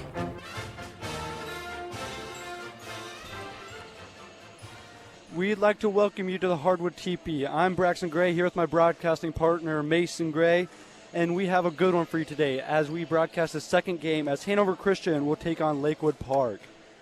Mason, the first game, Wawasee really, they came out and took control of the first game there. It was a really solid performance. That's kind of what we've been waiting to see there for Wawasee all year. They controlled the tempo of the game. They hit their shots. And so Wawasee ended up beating Garrett that game. I'm not sure. Do you know the final score in that game? The final score was 51-63, and that was a great shooting performance by Wawasee. Like you said, it's kind of what we've been looking for from this Wawasee team. Wawasee beat Central Noble, a really good Central Noble team, and that was a big surprise for many. And coming in today and building off of that win is huge for Wawasee. Wawasee shot 53% from beyond the arc, going 10 for 19. Austin Miller ended up with 25 points. Fantastic performance all around by this Wawasee team, shooting the ball in on defense as well. Yeah, it's always nice to be able to take control of your home court, especially if it's your tournament. They really put a name for themselves with this next game coming up, Hanover and Lakewood. They realize now that they got to stop the three-point shot. If the Warriors hit their shots, they're a solid team. They're really hard to beat. Garrett's really not no slouch either. I mean, they're a decent team. Like you said, that Central Noble win was huge for the Warriors. Taking a look at this game that we have in front of us right now, we've got Hanover Central versus Lakewood Park Christian. Hanover Central sits at 5-3 on the season, and Lakewood Park is at 3-4. And one of the important things in this game is Lakewood Park in this entire tournament is the only 1A school. Hanover Central, Garrett, and Wawasee are all Class 3A. But Lakewood Park is much smaller than the rest of these teams. So it'll be interesting to see, with not as many students at their school, how they can handle against some of these bigger schools, such as, I know Wawasee doesn't seem big to us, but when you go to a school like Lakewood Park, Wawasee, Garrett, and Hanover Central are all pretty big schools. So, yeah, really, Lakewood's kind of the underdogs of this tournament. They're coming in, small school, nobody's really looking at them, So they have a first-year head coach, so that's always exciting. We'll see how they can do there. So coming in, Hanover Central is averaging 65.8 points per game and only giving up 56.1. So that's a lot of scoring there. They are shooting 42% and shooting 31% from the three-point line. One of the biggest issues they have is the free throws. They're only shooting 66%, and hopefully they can fix that one for us. Hanover Central is coached by Byron Klaus in his 7th year here at Hanover Central. So to have a tenured coach like that, that's kind of important in some of these high school basketball programs where you have such a high rate of turnover at some schools. To have a 7th-year coach is great for this Hanover Central team. Like you said, Lakewood Park has a new coach. This is his first year, Steve Oberlin. He's doing a great job right now. They are 3-4, but there are 3 wins. 2 of them were against 1A schools, and then the third win was actually against a school that doesn't even play in the IHSA class basketball. They just kind of make their own schedule and play whoever they feel like playing. So they're 3-4, but those 3 wins came against 1A schools. A stat that really sticks out for Hanover would be they scored 97 points. All right, just quick, Coach Everingham is going to jump in the mic for us. Coach Everingham, what do you think about your shooting performance there? Yeah, that was pretty good, wasn't it? You know, we started out pretty hot, and you know, looking at our stats here, you know, the first half we were 7 for 12 from three-point range and ended up 10 for 19. So you hit 10 threes in a game, and certainly makes the coach look a lot better, you know, when we have such a high shooting percentage. But you got to give credit to our guys. We executed in the first half, and we got really good looks, and we knocked them down. So, you know, when the pressure came in the second half, we struggled a little bit with that pressure, and they came back. But, you know, you got to give credit to Garrett. They didn't quit. Yeah, that was definitely a great performance. Austin Miller really kind of shined bright in the game, but you also had a lot of players that were kind of under his shadow. Who were some of the other main roles in the game that helped you get this win? Yeah, I thought obviously Aaron Evans, you know, another nice game for him. That's 2 games in a row he's had 17 points. But, you know, sometimes it's hard to, you know, talk about some of the guys that on our bench. And you know, maybe we just mentioned, you know, Jaden Boyer came in and provided some really good minutes and caught the ball on the baseline and had a nice assist on the underneath the basket. And we had an opportunity to put those guys in a meaningful varsity situation. Michael Hammer got a nice steal and went the length of the floor and got fouled and made both free throws. So I thought all around it was a really good team performance. And it was a night where Ben Hoffert didn't score as much as he normally does, but other guys picked him up. And so, you know, that was really nice for us. And I think moving forward, that's only going to help us. Yeah, it was definitely a big win. So last question here. How do you guys build off this after coming in, beating Central Noble? That was a huge win for you guys. And then coming in and beating Garrett. How do you build for this for the championship game? Well, you know what? We're going to be able to watch them, obviously. And so I thought we put a lot of energy into that second half when they're trapping us like they were. And so, you know, our guys are going to eat some protein bars and make sure they get the water back in their system. And then we'll be able to watch and then walk through just a little bit in the early games. So Hanover Central is going to be a really tough opponent. I think they're 5-3 or 6-3. Yeah, they're 5-3 coming in. And so if that's who we play, then they're going to be really tough. And so Lakewood Park has shown that they can put points on the board, and they got a lot of young players. And so it'd be interesting to see who wins this game. I think Hanover Central has got a bit of an edge, you know, record-wise and who they played and from what I've seen on film. But you never know. It's kind of like Garrett, you know, in the second half. They got us pretty good there in the second half, but we're just happy to move on. All right. Thank you, Coach, for thanks, joining us.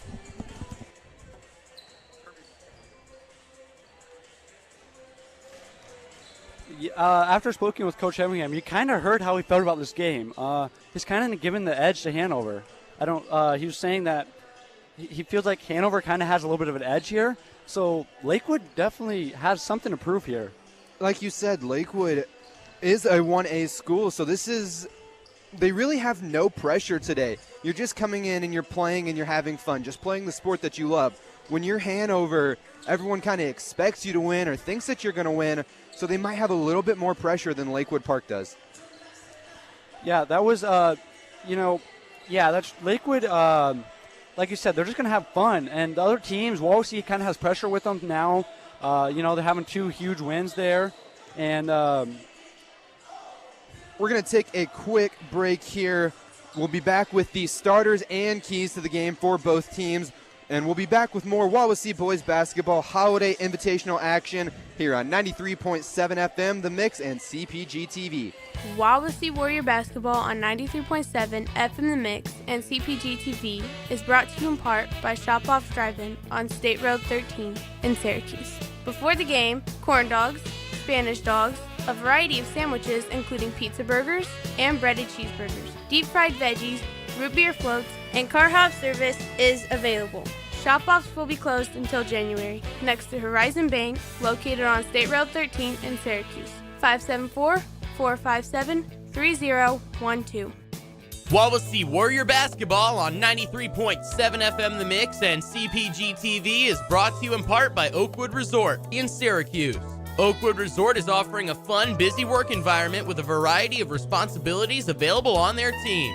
Ideal for staycations with a seasonal winter rate for the hotel. The Waterfront Restaurant offers fine dining in a casual environment with selections as simple as chicken tenders or more upscale like surf and turf. 574-457-66 7100 or online at oakwoodresort.com. Wawasee Warrior Basketball on 93.7 FM The Mix and CPG TV is brought to you today by Pilter Shoes in North Webster, offering men's and women's Brooks, walking and running shoes in men's sizes 7 to 16 and women's 5 to 13. Fitting narrow, medium wide, and extra wide. Pilter Shoes helping your knees, hips, and feet problems for over 70 years on State Road 13 in North Webster, 574-834-7463, or online at piltershoes.com. Wawasee Warrior Basketball on 93.7 FM The Mix and CPG TV is brought to you in part by Syracuse Pizza Hut.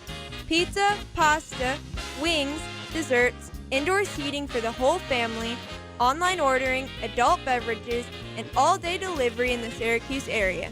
Syracuse Pizza Hut on State Road 13, 574-457-8300, or online at pizzahut.com.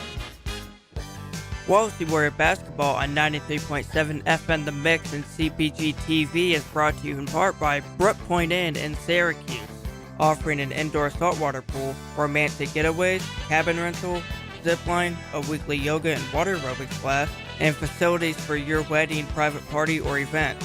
Brook Point Inn, just west of Burger King in Syracuse, 574-457-4466 or online at brookpointinn.com. Broadcasting from Wawasee High School at number 1 Warrior Path in Syracuse, Indiana, we are 93.7 FM The Mix, WRWT-LP Syracuse, a Pathways program. Now back to Wawasee Warrior Basketball on 93.7 FM The Mix and CPG TV. We'd like to welcome you back to the Hardwood TP. So we're going to go ahead and give you the keys to the game here for both teams. For Hanover Central, it's going to be the win the turnover battle. Sometimes they get a little bit careless with the ball and often turn the ball over. So that's definitely not anything you want to see with either team. And Hanover Central also comes in with 9.9 steals per game. That's a pretty good number. That's a lot of steals, a lot of turnovers, a lot of points you can get off those steals. So we look to see how they have that and capitalize on free throws. They are only shooting 66% from the free throw line. Basically, a free throw is, as it sounds, it's literally free shots. You got to hit those shots.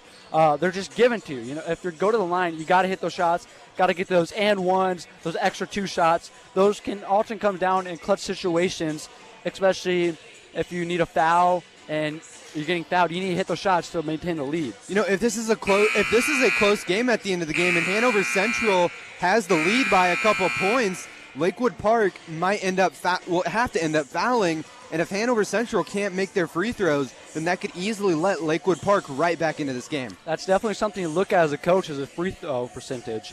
And then the last one for Hanover Central is going to be play physical. Hanover Central they have a lot taller players. They're bigger.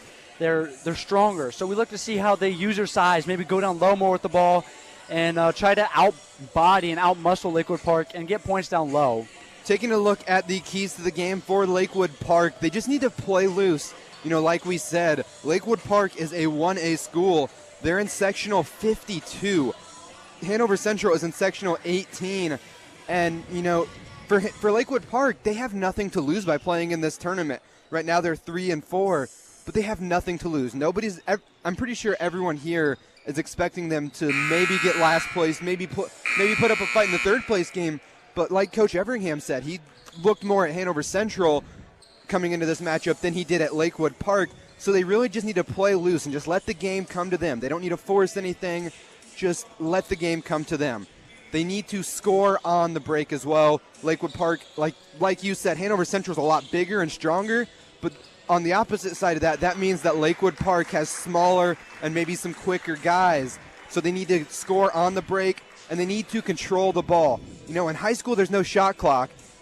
Looking at Hanover Central, they ended up winning a game earlier on this season, 97-69, and that was Whiting. And Lakewood Park lost to Heritage 25-65. So there's obviously a pretty big scoring difference. And if you can hold the ball, maybe hold Hanover Central to 30 or 40 points, you got a real shot at this game. So going in for the starters for the Hanover, we have Cameron Ludwig. Roll Popko, Joey Gidwell, Dominic Lucido, and Luke Brock. And then taking a look at the Lakewood starting lineup, starting is number 3, Josh Pike, the junior. Number 23, Zeke Farnsworth, the senior. Number 35, Dylan Miller, the senior. Number 15, TJ Fowler, the junior. And starting at center is number 25, Cademan Bontrigger, the freshman. Having a freshman at center is huge for Lakewood Park. Yeah, you know, he's young, and he's going to be able to get some experience, so we kind of look to see how he does here. And like you said, with Hanover Central being so big, they might want to try and put the ball inside. So we'll see if that inexperience gets to Bontrigger at all down low, banging up with some of the other Hanover Central players. Yeah, Bontrigger, yeah, like you said, he's kind of inexperienced coming in, so that might be a mismatch there. Hanover Central tries to control, go down low, use their size, and just take this take over this freshman. Taking a look here at the Sagarin ratings for these two teams, there is a website called John Harrell where you can look at any high school teams' schedules and scores and all that stuff. But they also have a rating formula where they just kind of put in all the scores, everything, and rate the teams. Hanover Central is rated 223, and Lakewood Park is rated 308. So Hanover Central has a little bit of an edge, but it's not that big of an edge, not as big as what many people come into this game thinking. Yeah, that's definitely still, I mean, there's still quite a big difference there, but, you know, Lakewood Park, they might be able to just come in and kind of shake up this whole tournament, winning this game. That would really shake up the tournament, and nobody would see that coming. So it'd be interesting if they could upset maybe Hanover in a sense. Hanover Central came 2 hours and 15 minutes for this game. Nice long drive there for Hanover Central, while Lakewood Park only came about an hour. So Hanover Central had a little bit of a travel, and they're actually an hour behind us too, so they had to deal with that time change. So in all, that's about a 3-hour drive there. So it looks like we're getting ready for the jump ball here. It looks like Bontrager for Lakewood, and Hanover, it looks like it's going to be Ludwig. So we'll see who wins this tip here. Hanover in gray uniforms with blue lettering, Lakewood in white. Lakewood's going to win the tip here. It looks like we are going. So at the top of the key, Pike is going to have it. He's going to pass it to the wing. It's going to be passed up back to Pike at the other wing. Pike's going to pass it to the top of the key. He's going to pass it to the wing. He's going to pass it down low. He's going to shoot a shot. And it looks like that's going to be off target there by Bontrager, and it looks like it's going to be tipped out of bounds by Hanover Central, and Lakewood Park is going to maintain possession there. Lakewood Park not doing a whole lot to move the ball on offense. They might be trying to slow down this game a lot. Farnsworth is going to pass it in. Is going to go back down low to Bontrager. Bontrager is going to hit the bucket right off the glass and make the shot. Bontrager with the first 2 points here. Bontrager, the freshman, see if he can score some points here on early. Lucido's going to go down. He's going to pass up top. Ludwig, it looks like they're going to get a turnover there. Nope, that's a timeout. Timeout there by Hanover Central. Glidewell had the ball, and then Hanover Central called the timeout. So Bontrager, the freshman there, got the first points going there. That's exciting to see for a coach. And, you know, when Lakewood had the ball, looked like most of their offense ran through Bontrager. I know as a freshman, but Bontrager is probably the tallest guy on this Lakewood Park team. So having a freshman that you can run the offense through, it would be interesting to see how that fits and works for Lakewood. Yeah, he kind of took control there. And so it's going to be Hanover Central's ball. We're going to get the throw in here. It looks like Lucido's going to pass it up. He's going to pass it down low to Glidewell. Pass it to Glidewell. Glidewell's going to dribble out of trouble. He's going to pass it to the wing. Looks like Barack's going to have it. He's going to get called for the travel there. That's going to be a turnover. And as you see, Hanover Central's coach is angry. It's going to be the first turnover here for Hanover Central. So Lakewood's going to pass it in. It looks like Farr's going to have the ball. He's going to dribble up court, guarded heavily, gets the ball knocked away. And then Hanover's going to be able to get the steal. Popko with the steal. He's going to pass it up. And Lucido's going to take it all. He's going to miss it off the glass. It's going to be a defense rebound there by Bontrager. Bontrager's going to pass it to Farnsworth. Farnsworth's going to drive in. He's going to pass it, try to pass it, but it ends up getting stolen. And we get the rebound there by Pike. Pike's going to pass it down low, but he misses a shot. Hanover Central's going to get the defense rebound. And Barack's going to pull up from the three-point line, and he makes it there. Quick area score to update you with. Whitco is trailing Plymouth 38-42 after 3. Bontrager is going to shoot another shot, and he's off target there. The defensive rebound is going to go to Ludwig. Ludwig is going to pass up to Glidewell. Glidewell's going to go all the way. He's going to drive in. He's going to make the bucket, and they're going to call an and one on the blocking foul there. Foul's going to be on number 15, TJ Fowler. At the line will be Joe Glidewell shooting. So Glidewell is going to be able to try to get his and one. 5-2 Hanover lead. First free throw of the night here for Hanover Central. He's going to shoot it, and he's going to make it. That's what you want to see there from the coach. So it looks like Pike's going to throw the ball in here for Lakewood. Hanover Central running a full court kind of press. He's going to pass to Fowler. Fowler's going to throw it way up court to Miller. Miller's going to get tripped up there, and he's going to knock it out of bounds. Lakewood is going to maintain possession. They called a foul there.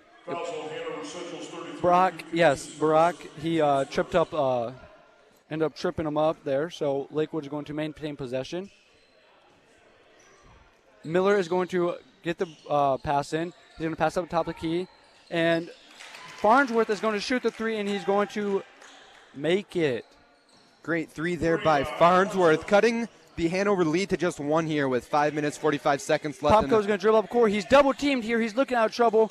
He almost turns the ball over. It looks like we're going to have a foul there. Great play there by Lakewood Park.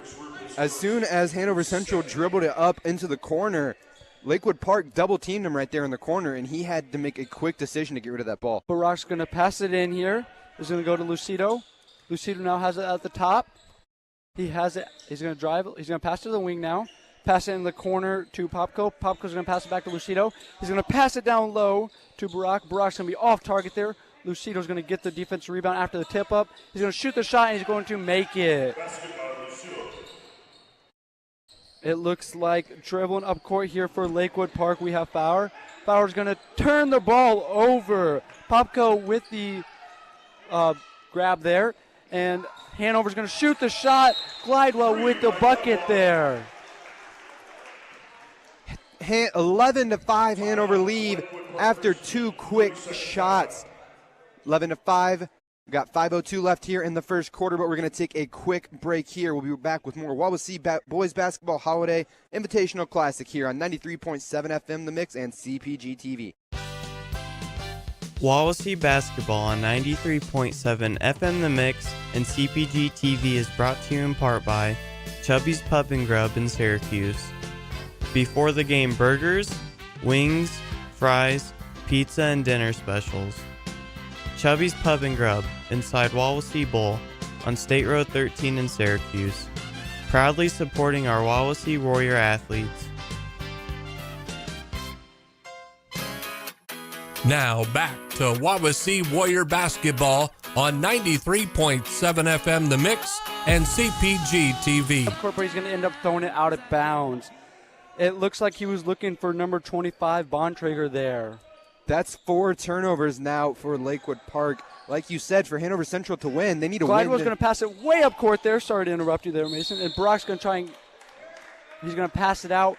And it looks like Popko's going to get the travel call there. So it's a turnover there for Hanover. But that's 4 turnovers for Lakewood Park. And like you said, for Hanover to win this game, they've got to win the turnover battle. 4 turnovers, 3 of them being steals. Yes, correct. So it looks like we have Fowler's going to dribble up court there, and he's going to get fouled by number 33, Keith Kuntz. Is going to get the foul there. Ludwig is going to check back in for Kuntz. So Bontrager's going to pass the ball in here. He's going to pass it into Fryer. Fowler's going to pass it all the way up court to Miller. Miller's going to pass it to Pike. Pike gets a bucket off the glass. Lucido's going to dribble up court quickly for Hanover. Popko's going to pass it to the wing to Lucido. Lucido's going to drive in. He's going to pass it up. Popko's going to shoot the shot. He's going to be off target there. Tipped around, but Bontrager gets a defensive rebound there for Lakewood Park. He's quickly going to throw it up court to Farnsworth. Farnsworth is going to pass it up to the wing to Pike. Back to Farnsworth there. Farnsworth had some issues there with the defense. He's going to pass it to Miller. Miller has it at the top of the key now. Bontrager has the ball at the wing, and it looks like we're going to get a turnover there. An offensive foul. Let's see who that was on. Number 23, Zeke Farnsworth. Another turnover there for Lakewood Park. Lakewood Park is really trying to push the ball. Not quite sure why they're trying to push the ball. Lucido's going to dribble up court here. He's going to be picked up by Farnsworth. He's going to drive all the way in, and he's going to miss the shot there. But the bucket will not count, and it's going to be a foul there on number 0, Ludwig. Ludwig's going to get the foul there. He's going to be an over-the-back foul there, so it's going to be Lakewood ball. Checking back in, Joey Glidewell for Hanover. And for Lakewood Park. Aiden Fetters is checked in, and Bontrager is going to take a seat. So it looks like Bauer's going to, and that was a sloppy turnover there once again by Lakewood Park. Farnsworth looked for the pass, and he just threw it into the stands. Lakewood Park is just playing way too fast right now. Glidewell's going to pass it up court, and Barack's going to try and shoot the three, but he's off target. Defense rebound goes to Lakewood Park. Farnsworth's going to dribble up court here. He turns the ball over yet again. Glidewell's going to have the wide open fast break off the board, and he's going to hit the bucket. Great transition play there by Glidewell. Pike turns the ball over yet again. Glidewell with the bucket again. We can't keep turning the ball over if you want to win this game. Farnsworth is going to pass it up to Miller. Back to Farnsworth. Miller's going to dribble up court here for Lakewood Park. He's going to swing it across court to Pike. Pike fakes a shot. He's going to shoot it. He's off target. Defensive rebound goes to Hanover Central. Got a foul there on number 30, Caleb Cruz. So the Hanover is going to maintain possession here. Lucido's going to dribble up court. He's going to pass it over to the wing to Glidewell. Glidewell's going to drive in. He's going to shoot the floater. He's off target there. After tipped around, Pike's going to dribble up court here. He's going to pass it way across court to Farnsworth.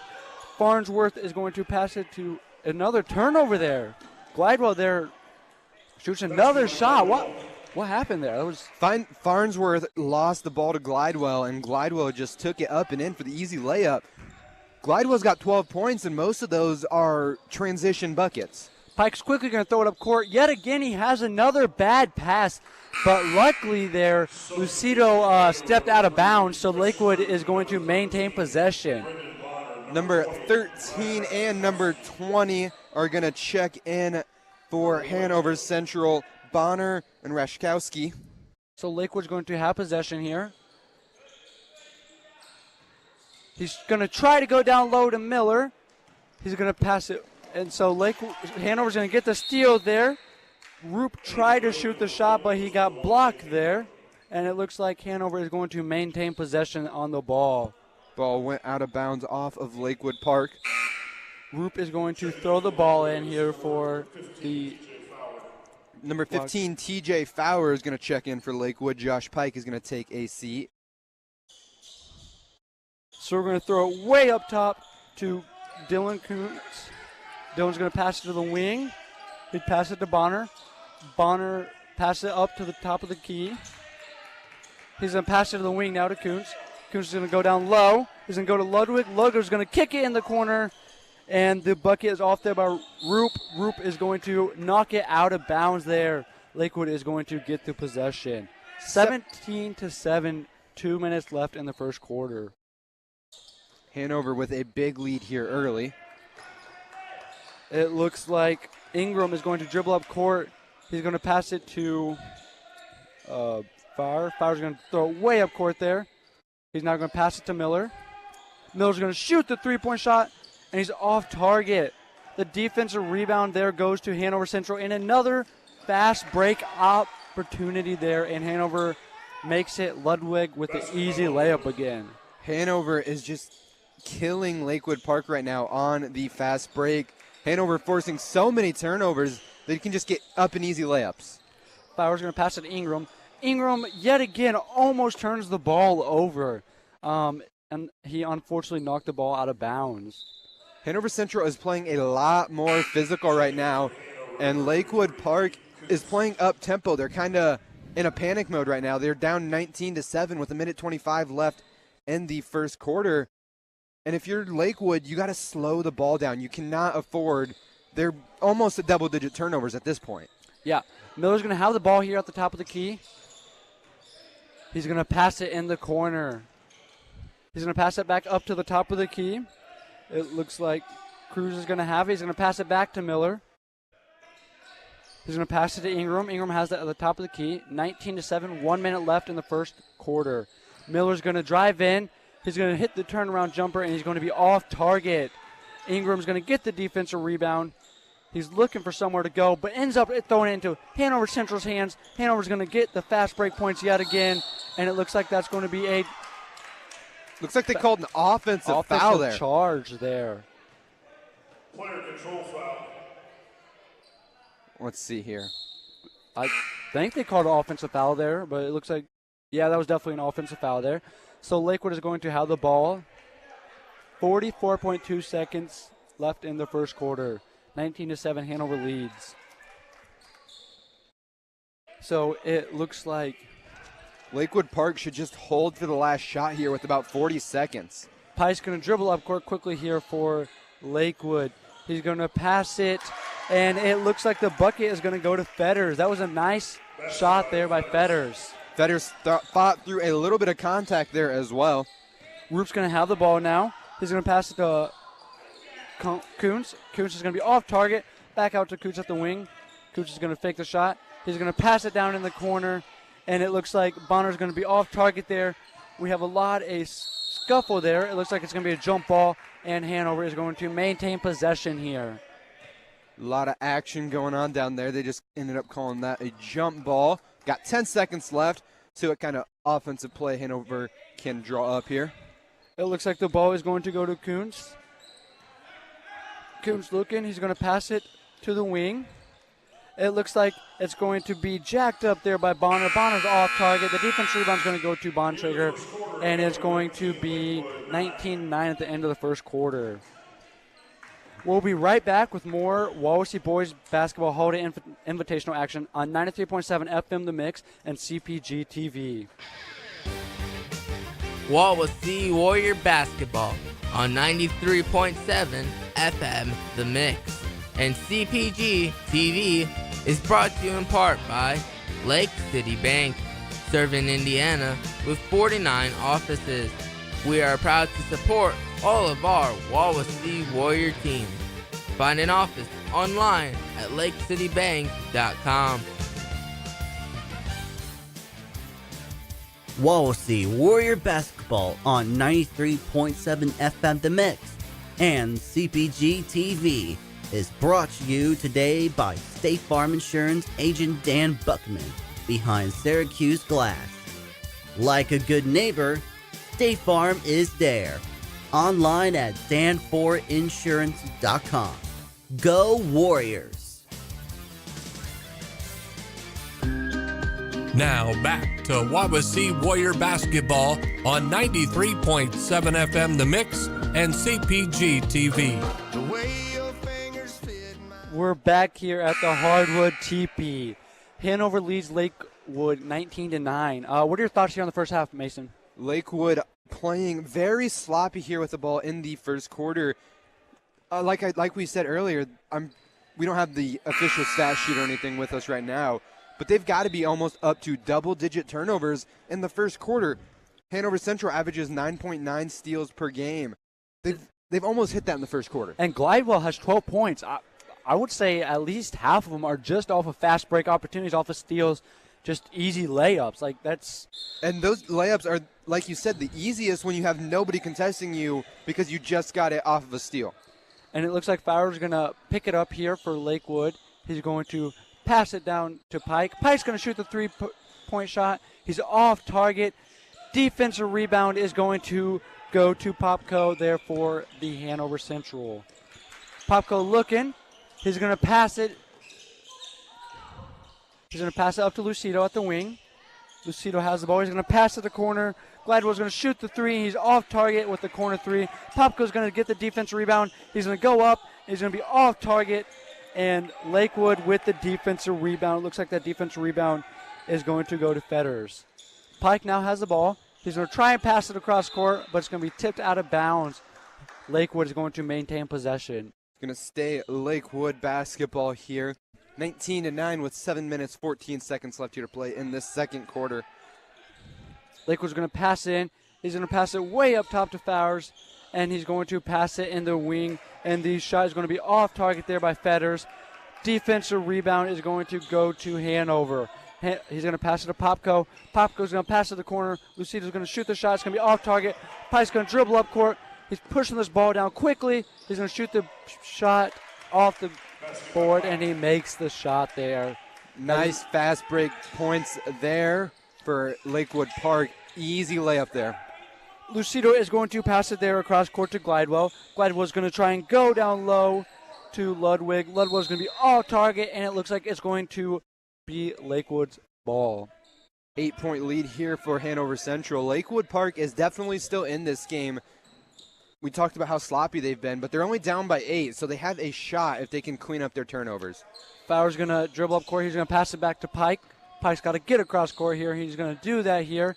He's going to try and pass it way across court to Fowler. Fowler's going to try to go down low, but he's going to get the ball stripped from him. And it's an easy bucket there by Lucido, but he misses the shot. And then Glidewell's going to get the defense rebound, miss that. And then he's going to get the defense rebound again, kick it out to Barak. And he's going to hit the three there. 22-11 here. Foul is going to be called there on Lucido. It's going to be the 5th foul for Hanover. His first foul, excuse me. Yes, Hanover has 5 fouls and Lakewood has 4 fouls. So, neither team's really in foul trouble here. Miller's going to pass the ball in here for Lakewood. He's going to pass it into Pike. Pike's going to throw it way across court to Fowler. Fowler's going to go to Miller. Miller's going to dribble in here. He's going to pass it to the corner. Back up to the Pike at the top of the key. Pike's going to shoot the shot. He's off target. Ludwig is going to get the defensive rebound, but it looks like there's going to be a foul there. That was great ball movement there by Lakewood Park, though, on that possession. That's a possession that you would like as a coach. I mean, you didn't get the shot, obviously, as Pike missed a 3. But if Pike is a good three-point shooter, you have no problem with that shot. He was wide open. Yeah, so it looks like Hanover is going to go down low, and Barak is going to get the bucket there. So Lakewood's going to throw it in. Pike's going to dribble up court here. He's going to try to go down low to a streaking Miller. Miller almost dunks there. But he makes the bucket there. Popko's going to dribble in. He's going to get called with the travel there. Looked like he took a hop step as he was going in for that layup. So Lakewood is going to get the ball here. 24-13, 5.5 minutes left in the second quarter. Pike's going to quickly dribble up court. He's going to pass it to Miller. Miller is going to be off target there, and the defense rebound is going to go to Glidewell. Glidewell pushing up court here. It looks like he's going to go for the shot. He gets blocked there by Miller, but they're going to call it. They called an offensive foul there, I think, on Glidewell. Glidewell's going to get called there for the offensive foul. Great defensive play there by Miller. See if Lakewood can score some points here on this possession. They desperately need points to stay in this game. Fowler's going to dribble up court here for Lakewood. He's going to get double teamed here. He's going to pass it across court to Pike. Pike's going to turn the ball over there, but he's able to tip it back up court to himself, and he's able to maintain possession. Pike's going to go down low there, and it looks like Miller's going to shoot the shot, but he's going to miss, and he's going to get 2 free throws here. Great play there by Pike. The ball kind of up in the air, loose. Pike just kind of punched it out and ended up going to get it down the court. And he's able to find Miller down low. So, 2 free throws here, so this can get Lakewood on the board here. Dylan Miller shooting 2 free throws. He's going to be off target there, right off the front of the rim. Zeke Farnsworth has checked in for Lakewood Park, as has number 2, Number 32, Carter Harmon. And Miller is going to make his second free throw here. Popko is going to pass it straight to Glidewell. Glidewell is going to pass it to Coons. Coons is going to miss the shot. Defense rebound goes to Miller. Fowler is going to, it looks like that's going to be a foul there. On number 3, Roop. That's the 1-and-1 there for Lakewood. So Miller is going to be able to get a couple more shots here at the free throw line. 24-14, 4 minutes and 45 seconds left in the second quarter. Only a 10-point lead for Hanover. As sloppy as Lakewood has played, Miller makes the first free throw. He'll get a shot at a second one to cut the lead to 8. But, as sloppy as Lakewood has played, Hanover's kind of played not as sloppy, but they've had a lot of bad possessions as well with some bad shots. Miller's going to make the second board there, and it's going to be a timeout. We'll be right back with more Wawasee Boys Basketball Holiday Invitational action on 93.7 FM, The Mix, and CPG TV. Wawasee Warrior Basketball on 93.7 FM The Mix and CPG TV is brought to you in part by Syracuse Glass, offering custom frame mirrors, shower enclosures, residential and commercial window glass, custom glass for furniture, and auto glass repair and replacement for over 25 years. Syracuse Glass next to Burger King on State Road 13, 574-457-5516. Now back to Wawasee Warrior Basketball on 93.7 FM The Mix and CPG TV. Hanover is going to get the ball here after this timeout, and it looks like Popko is going to pass it to Roop. Roop now has it in the corner. He's going to go across court to Glidewell. Glidewell's going to pass it up to the wing to Brock. Brock's going to hit the 3 there. Bontrager's going to pass the ball here. Miller's going to dribble up court here. He's going to shoot the shot, and he was looking for the foul but was unable to get that foul. And it's going to be yet again another turnover for Lakewood. It looks like Popko is going to dribble up court here. He's going to pass it to Barak. Back to Popko. Popko's going to pass it to Kuntz. He's going to pass it into the corner to Glidewell. Glidewell's going to hit the 3 there. 27-16, 30-16. 4 minutes left in the second quarter. It's going to be yet again another turnover. The shot's going to be off target there by Roop. Nice save there for Lakewood Park, and Bontrager's going to shoot the shot, and he's going to get the and one there. Great play there by Bontrager. We haven't seen much of him here yet so far. Those are his 4th points. The foul is going to be on Dylan Kuntz, his first, the team's 9th foul. Bontrager's going to get a chance at a 3-point play here. Me and Mason were just talking. If Lakewood were to have these turnovers, they could easily be in this game, if not winning this game. So Bontrager's going to shoot the free throw here. He's going to make the free throw. That was a big free throw there. Capitalizing on the 3-point play. Glidewell's going to try to pass the ball. Bontrager's going to get the steal there. Nice steal by Bontrager. And then it looks like the ball is going to go to Farnsworth here. He's kind of holding it here. He's going to pass it to Miller. Miller finds Bontrager. Bontrager fakes a shot. He's going to pass it out to the other wing. It looks like Bauer's going to have the ball here. He's going to pass it up top to Farnsworth. Farnsworth is going to pass it back to Fowler. Miller now has it. He's going to shoot it from the 3-point line, free throw line. He's going to be off target. Defensive rebound goes to Hanover Central. Barak's going to get the defensive rebound. He's going to kick it out to the corner. He passes it up to the corner. Back up to the top of the key. And it looks like Barak's going to shoot the 3 again. He has really been hitting his shots here this game. Fowler's going to dribble up court here. He's going to pass to Miller. Miller looking for Bontrager, but the ball is stolen by Kuntz. Kuntz is going to pass it there to Glidewell. He's going to get the easy bucket off the board again. More easy transition points here for Hanover. Glidewell was 17 points now here in this first half. It looks like Bontrager is going to quickly dribble up court and is going to hit it off the backboard. Hanover Central is going to have the ball now. It looks like the ball is going to go to Kuntz. Kuntz is going to try to pass. Nice save there by Hanover Central. and it's going to go to Rastowski. He's going to be off target there. The defensive rebound is going to go to Lakewood Park. Miller now has the ball. He's going to pass to Fowler. Fowler's going to dribble up court. He's going to pass it to Farnsworth, who then tries to go down low and find Miller, but Miller was not paying attention there, and it's going to be another turnover. Lakewood Park kind of just looks lost on offense. It's not like they've had a lot of – it's not like they're handling the ball bad, but it's just on some of these backdoor cuts or some of these offensive plays, these players are looking for people that aren't there. Yeah, exactly. That's you got to have the chemistry there in order to win the games.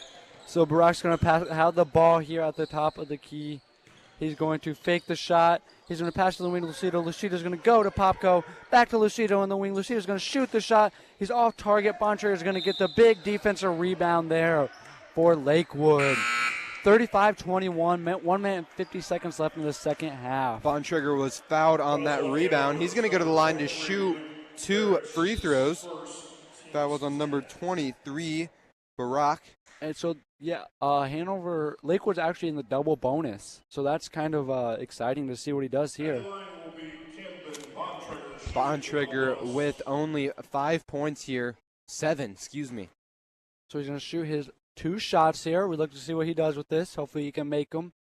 He's going to shoot his first shot. He's going to be off the target, off the right side of the rim.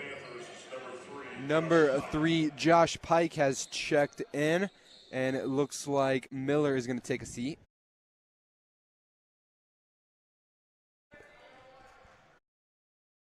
And Bontrager's going to shoot his second free throw, and he's going to make his second free throw there. Lucido's going to dribble up court now. He's going to pass to Popko here for Lakewood. He's going to pass it into the corner. Popko's going to have the shot. He's going to shoot the jumper from the elbow and make the shot. Pike's going to dribble up court here quickly for Lakewood. Pike's in trouble here. He's double teamed. Pass it to Bontrager. Bontrager's going to throw it way across court, and Harmon is going to get the 3-point shot there. First basket of the day here for Harmon. Lucio's going to dribble up court. He's going to make the bucket there off the glass. Pike's quickly going to dribble up court. He's going to turn the ball over yet again. And it looks like with a reverse shot there by Brock is going to make the bucket. Looked like he kind of lost his footing and just threw it up over his head and ended up banking it off the glass somehow. Yeah, that was definitely an interesting shot. Bontrager's wide open there down low for Lakewood, and he's going to get the 2 points there. 41-27, 40 seconds left in the first half. And it looks like Barack is going to shoot the shot and make the 3-point from the corner yet again. He has 19 points on the night. Him and Glidewell are really carrying this offense. Pike's going to dribble up court. He's going to pass it to a streaky Miller. Miller's going to hit the bucket there. Big buckets there for Lakewood Park. Lucido is going to turn the ball over as he tries to save it, but the ball is bounced out of bounds. Just dribbled the ball on the line there. The ref noticed that and is going to give the ball back to Lakewood. Lakewood only down 15 with 22.5 seconds left here to play in the first half. Yeah, if they stop turning the ball over, they're right here in this game. I feel like they're kind of more of a dominant team on shots and everything else. And Pike's going to hit a streaky Miller, who yet again going to get the bucket. Miller with 9 points. And it looks like Roop is going to turn the ball over. Pike is going to get called. It looks like there's going to be a foul there. On Hanover Central. Hanover Central. So the Lakewood will get 2 free throws. 7.3 seconds left here to play in this first half. 44-31, Hanover Central lead. You know, Miller's kind of had a huge game here for Lakewood. They're able to find him down low, and he uses his big body and gets points. Pike with the first free throw up and good. Cuts the lead to 12. You know, if Lakewood could have this lead at 11 or even 10, that would be huge here.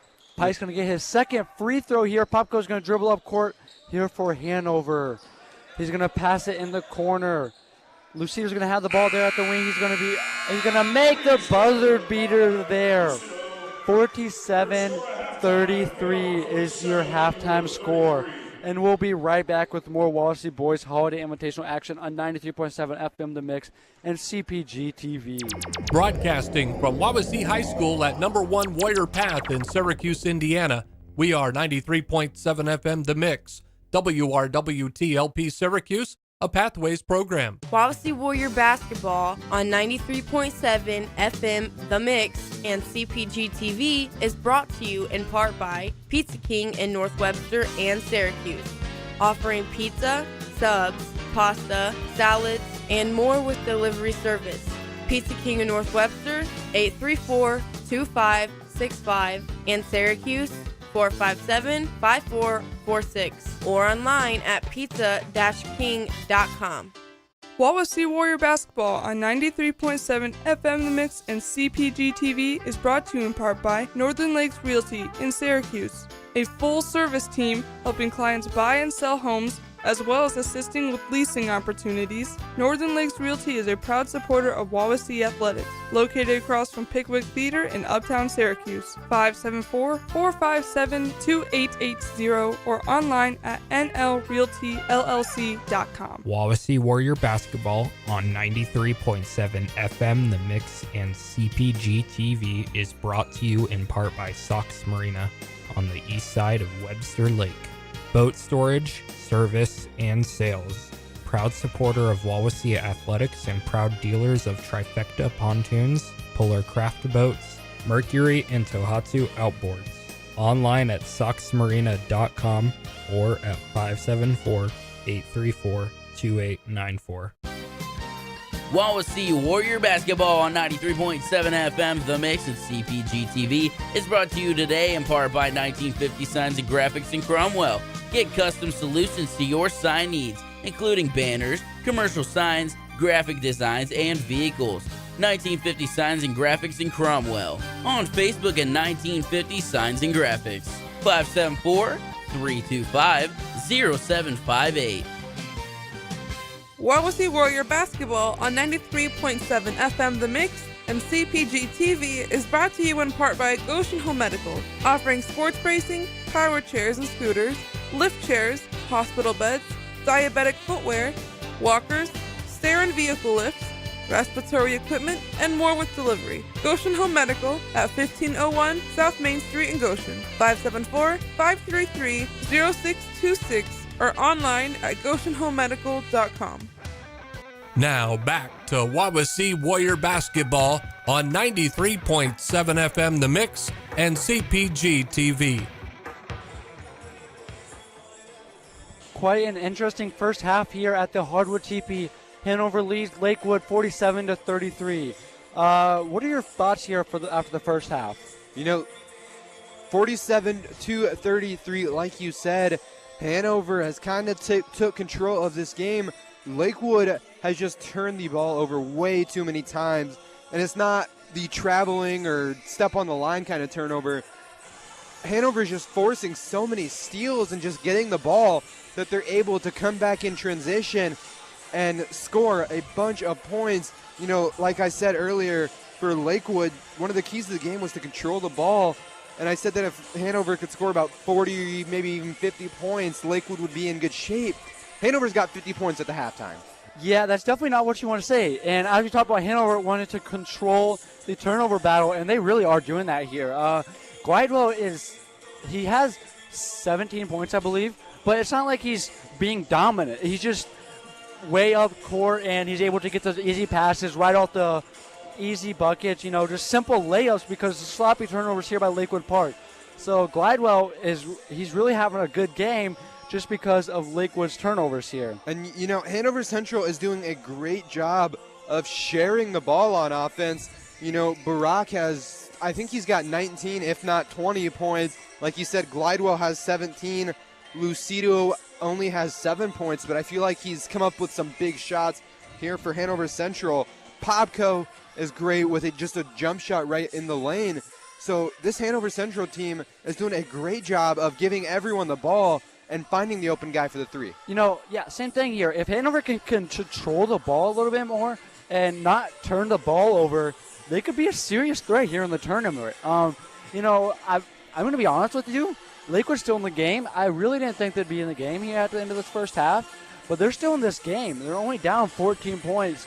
If they stop turning the ball over and keep feeding Miller down low, Hanover can now stop Miller. I really don't think anybody in this tournament can stop Miller.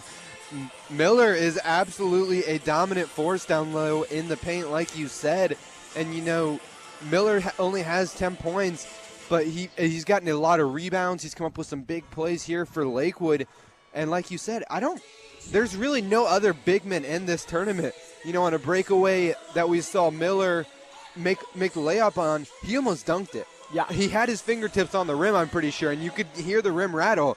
Miller is absolutely a big guy down low, and having him down low is huge. Yeah, Pike and Boncher are able to find him down low. If they would connect on all their passes they've tried to get him to, he can have 20 points this game. They keep trying to go down low to him because he's wide open. He uses his big body. He bodies people up down low and is able to get down low. So if they're able to connect on those fast cuts, he's going to have 20 points this game, 30 points. And that's going to be huge for Lakewood because it's going to open up the shots at the top because it's going to push people down low to guard Miller or double team him. And, that's one of the reasons why Lakewood Park has so many turnovers in this game is they're trying to get the ball to where it shouldn't be going. They're trying to get the pass in lanes that are closed, but when they pass them, and, it looks like a lot of times the guys are kind of lost on offense. The guy with the ball will throw a backdoor pass, but the guy who was supposed to make the cut never even made the cut and didn't know whether he was supposed to make the cut or not. Another big performer here for Lakewood is going to be Bontre, a freshman. He has 10 points here. He's really stepped up big here for Lakewood. Him and Miller have kind of been a dominant factor down low. Maybe if Lakewood could get their three-point shot going, it might be a scary team because they have the big man down low. So if they don't, they can kick it down low or kick it out top, and that could be a scary combination there. Like you said, Lakewood, I remember 1-3, but I don't think that they've had that many three-point attempts. And, Hanover in the fast break, they're just going to move the ball around and try and find the open guy. They aren't going to hold the ball for very long to try and get a good shot. They're just going to take a three whenever they find someone open. And having that kind of offense, Lakewood doesn't have any three-point shooters. Bontrigger made a three earlier on in the game, but there's nobody out on the outside that can get the ball, get the defense away from the inside so you can play a little bit of a high-low combination. But when all of your offense is going inside, that clogs the lanes, and that's why there's been so many turnovers here for Lakewood, because there's nobody on the outside. Everybody knows that it's going to go inside. I believe Harmon also has one three-pointer here for Lakewood. So two shots here for Lakewood from the three-point line. And we'll be right back here with more Wawasee Boys Basketball Holiday Invitational action on 93.7 FM The Mix and CPG TV. Wawasee Warrior Basketball on 93.7 FM The Mix and CPG TV is brought to you in part by Foyle Plumbing in Syracuse. Whether your home or business needs plumbing, heating, cooling, well, or septic services, Foyle Plumbing's trained experts can help. Go Warriors! Foyle Plumbing, 574-658-4134. Wawasee Warrior Basketball on 93.7 FM The Mix and CPG TV is brought to you in part by Shop Off Drive-In on State Road 13 in Syracuse. Before the game, corn dogs, Spanish dogs, a variety of sandwiches including pizza burgers and breaded cheeseburgers, deep fried veggies, root beer floats, and car hop service is available. Shop-offs will be closed until January, next to Horizon Bank, located on State Road 13 in Syracuse. 574-457-3012.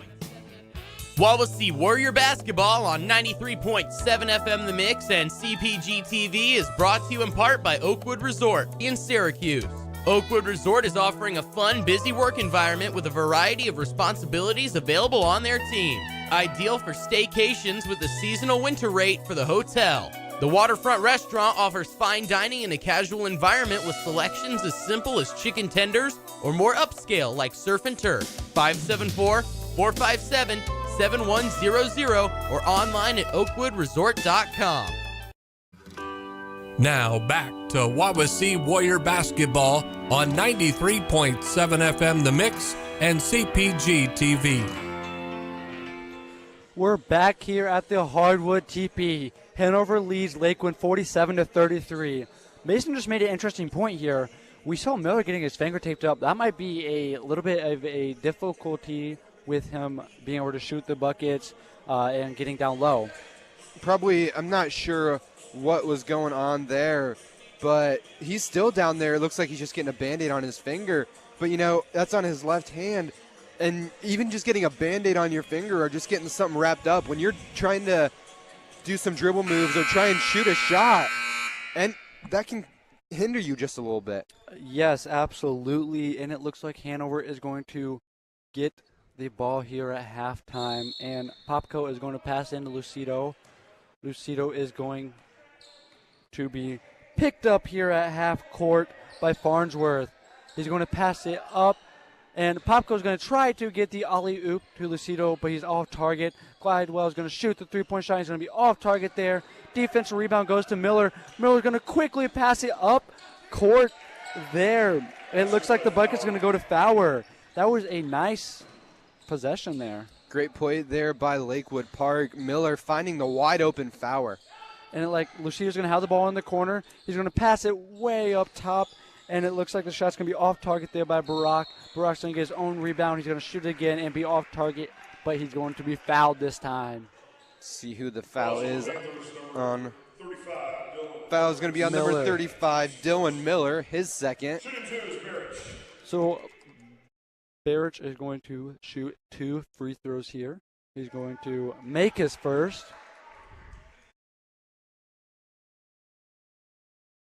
Second free throw coming up. He's got 23 points here tonight. What a game here. He's going to shoot his second. He's going to make it. Yeah, and most of his shots have been coming off the three-point shot. He's been a dominant three-point shooter. It looks like Lakewood is going to dribble up court here. Pike is going to try to shoot the shot, but he's going to be off target, but he's going to get fouled here. 49-35 with 7 minutes left in the third quarter. Pike is going to go to the free throw line to shoot 2 free throws. You know, this would be huge here for Lakewood to score in the first 2 possessions of the second half. And Pike's going to shoot his first there. He's going to make it. Lakewood Park is trying to play the same type of offense that Hanover Central is playing.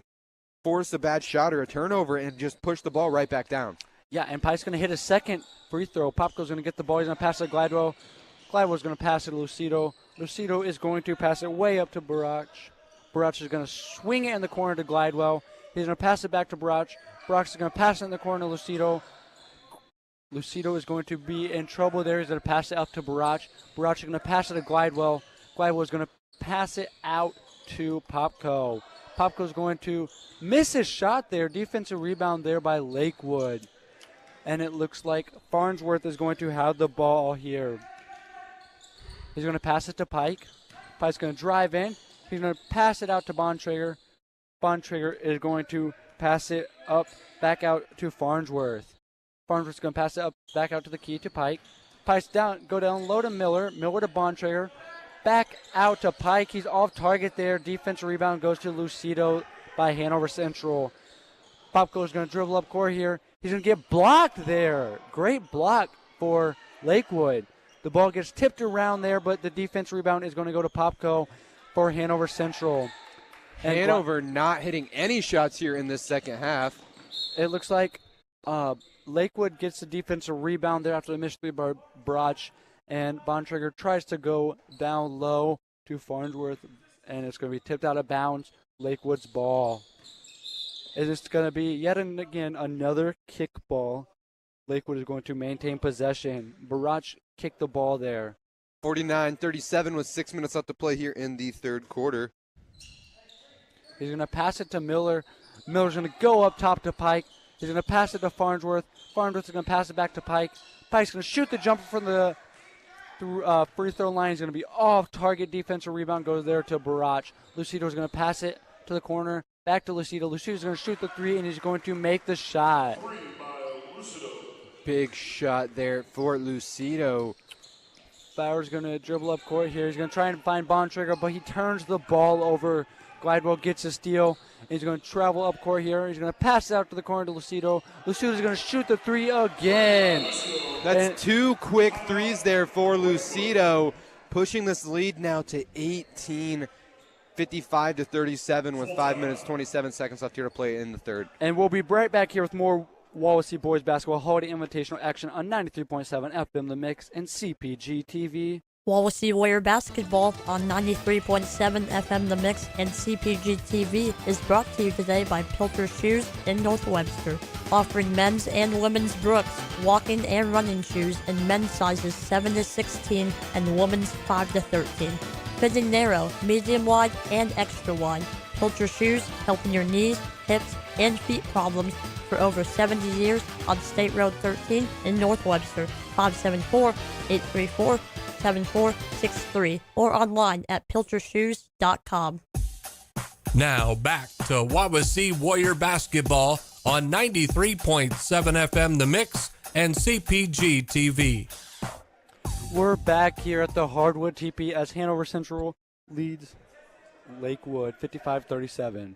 You know, coming out of that second half, Lakewood hit 2 big shots. They hit a nice layup off of a turnover, and Pike hit 2 free throws. Kind of looked like things were going to start going a little bit better for them, but then they got back to how they were, turning the ball over and just giving Hanover Central easy shots. Fowler's going to get the ball in. He's going to pass it to Farnsworth. He's going to go to Miller, who once again nearly dunks there and is able to make the shot. Gladwell is going to dribble up court here for Hanover. He's going to pass it in the corner to Barach. Back up to the top of the key to Lucido. He's going to pass it down to Popko. Popko's going to drive in with the wide open lane there, and he's going to bank it off the glass and make the shot. Fowler's going to dribble up court here for Lakewood. He's going to pass it to Farnsworth, who's going to find Pike there at the wing. Pike's going to dribble up, back to Farnsworth. Farnsworth's going to find Pike there. He's going to go down low to Miller. Miller's going to off target there. Bontrager with the defensive rebound and puts it back up for 2. You know, when you got a guy like Miller and Bontrager both down low, that was a great play there.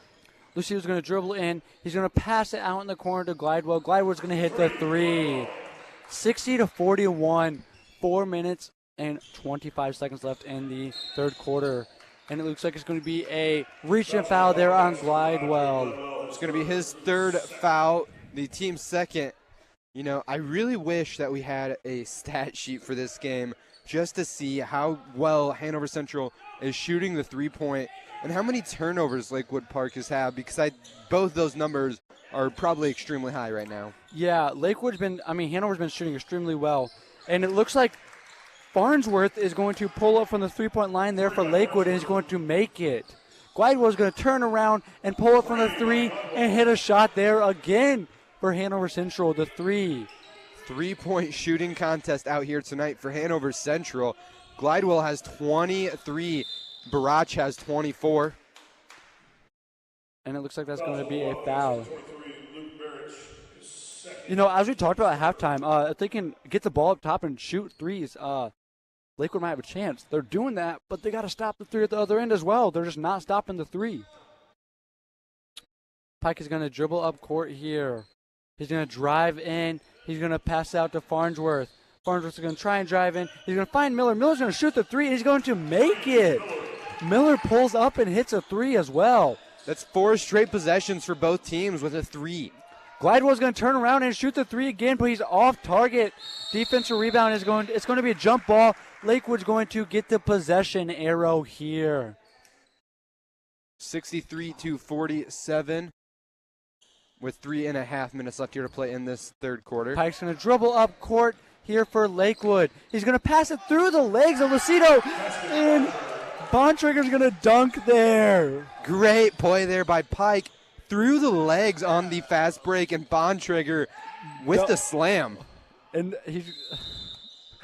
Glidewell's going to pass it down low. It looks like he was trying to find Ludwig, but he's off target. You know, Mason, that might be the first dunk I've seen this year at the Hardwood TP. And so Glidewell's now going to get the ball. He's going to pass it out to Lucido. Lucido's going to pass it in the corner. Barach is going to hit the 3 yet again. He's got 27 points here on the day. He is having himself a day as well as Glidewell. Pike's going to pass it here to Miller. Miller's going to pull up from the elbow. He's going to be off target there. Defensive rebound is going to go to Ludwig. Hanover Central is dribbling up court. The ball is stripped out of Lucido's hands. Pike's going to try to go to Bontrager, but it's going to be a kick ball there on Barach. And I believe Lakewood is going to maintain possession. Going to do a mass substitution here for Hanover.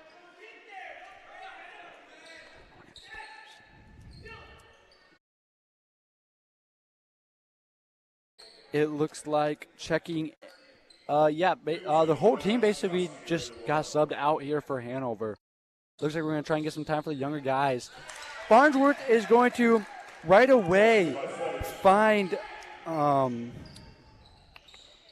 Fetters there for Lakewood to get the easy 2 buckets. 66-51 with 2:25 here left to play in this third quarter.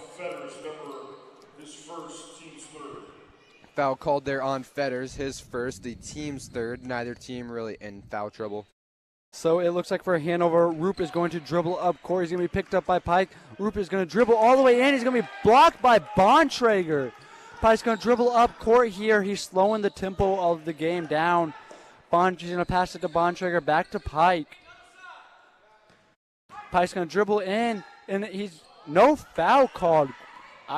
There's a lot of action there.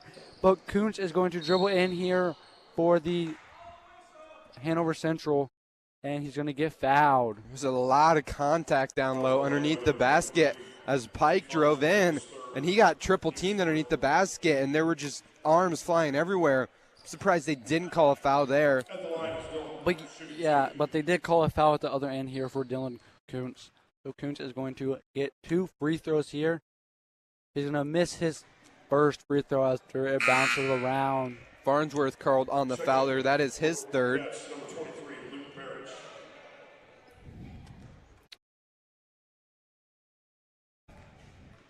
So Kuntz is going to shoot his second free throw, and he's going to make it.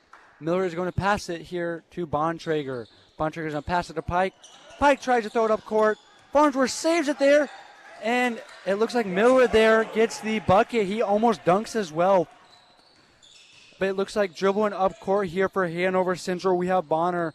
He's going to pass it to Rostowski, and he's going to get the bucket there. Farnsworth now has the ball here for Lakewood Park.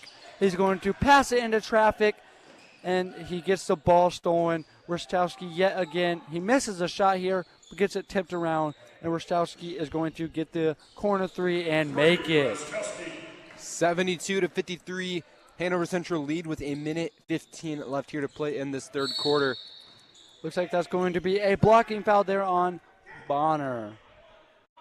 72 points. As we were talking, if you let Hanover get going, they can really put some points on the board. They, like we said before, they put up 97 earlier on this season against Whiting, and they might be on pace for about 97 here at this point. Farnsworth is going to pass it here, and he's going to find Fetters there for the easy bucket. 72-55 with 1 minute left in the third quarter. Hanover Central just plays a really, really fast offense. They try and force a bad shot or force a turnover, and they'll just go back it up and down with you all day. Yeah, it's definitely an interesting offense here they run. I mean, they have players that can go down low, as well as players that can shoot at the top of the key, as we see Barach can shoot. So it looks like down here at the top of the key, Barach is going to drive in. He's going to kick it out to Rostowski. Rostowski's going to go down low to Barach. He's going to make it the bucket. That is 29 points there for him. 74-55 here with 30 seconds left. Lakewood has the ball. Farnsworth is going to try to find Bontrager down low, but it's going to end up getting stolen there, and it looks like the point is going to Kuntz. He's going to get 2 more points. Farnsworth is going to have the ball here. He's going to find Fetters. Fetters just gets the ball swatted out of his hands there by Barach. Barach is going to kick it out of the corner, back to Barach at the wing. Barach is going to be off target there. Fetters is going to go down, and it looks like Fetters is injured on the court. He kind of landed roughly on that right ankle. Earlier on, he had landed on that ankle, and you could tell he was kind of in a little bit of pain, but ended up just getting up and walking it off. So he might have just re-injured it or re-tweaked it a little bit, because like I said about a minute ago, he showed a little bit of pain on that ankle. Yeah, and Pike there being a good teammate and helping him around. And then we'll be right back here with more Wawasee Boys Basketball Holiday Invitational action on 93.7 FM The Mix and CPG TV. Wawasee Warrior Basketball on 93.7 FM The Mix and CPG TV is brought to you in part by Syracuse Pizza Hut. Pizza, pasta, wings, desserts, indoor seating for the whole family, online ordering, adult beverages, and all-day delivery in the Syracuse area. Syracuse Pizza Hut on State Road 13, 574-457-8300 or online at pizzahut.com. Now back to Wawasee Warrior Basketball on 93.7 FM The Mix and CPG TV. Fetters had to be helped off the court there. He looked to be in a lot of pain.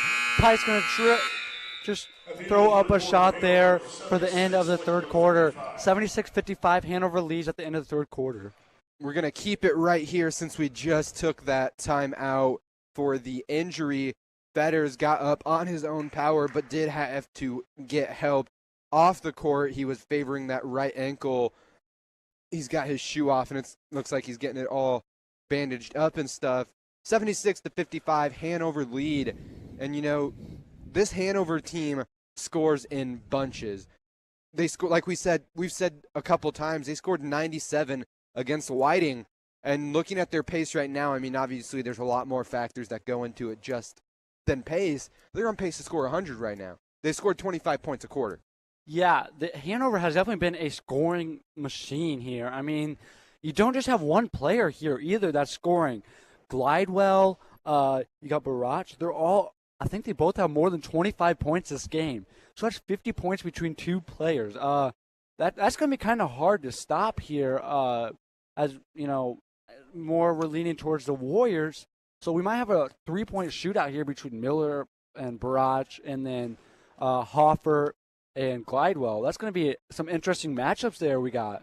If Hanover Central is able to pull out this win, that would be a great matchup to watch here at about 7:30 or 8 o'clock, depending on what time the third-place game gets done.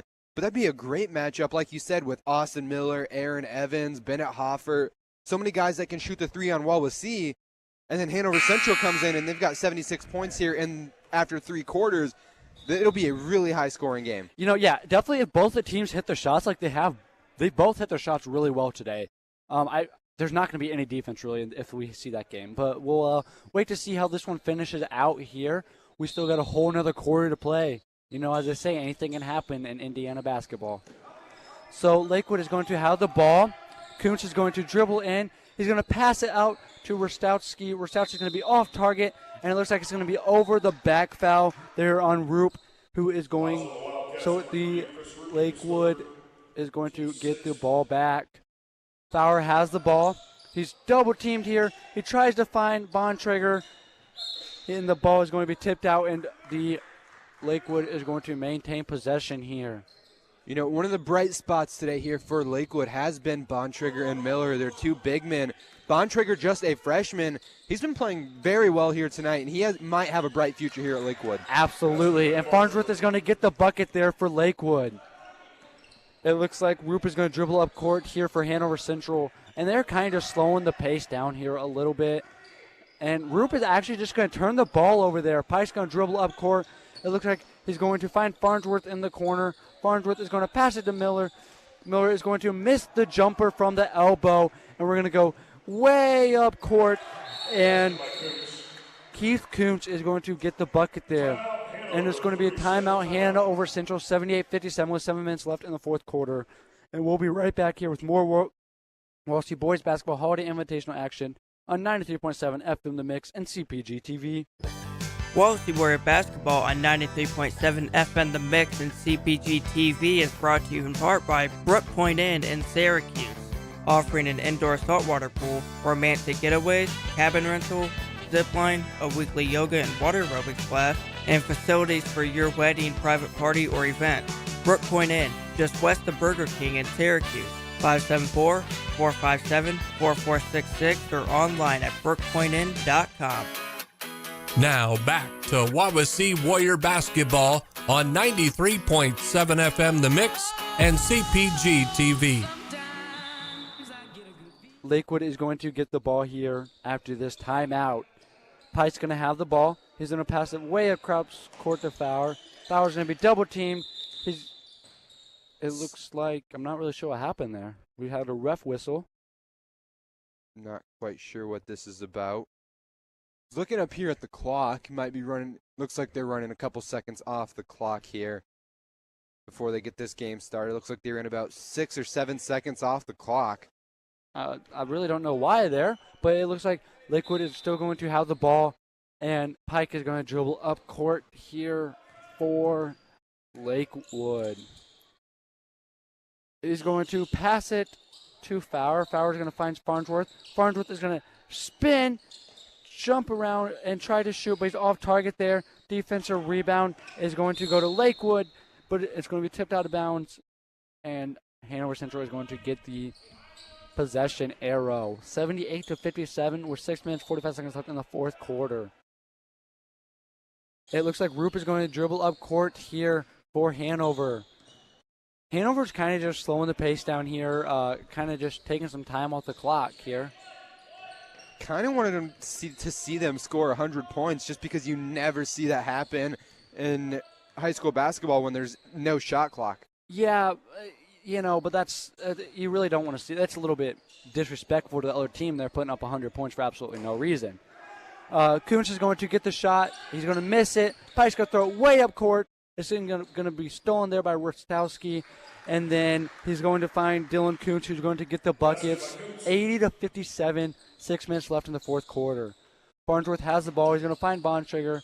He gets it tipped up there, and it's going to be stolen by Keith Kuntz. Keith is going to drive all the way in. He's going to get the blocking foul called. Hanover Central is slowing it down a little bit, but they aren't slowing it down like you would think that a team up 23 points would be doing. I don't think that their offense really knows how to slow it down. They keep getting turnovers and just keep pushing it up and down the court. There's not really, they're slowing it down that much. Yeah, and it looks like Keith Kuntz is going to miss his first free throw, and we are going to have a mass substitution here for both teams. That was a great performance by Bontrager and Miller. They both played absolutely phenomenal basketball. Nothing to hang their heads there about.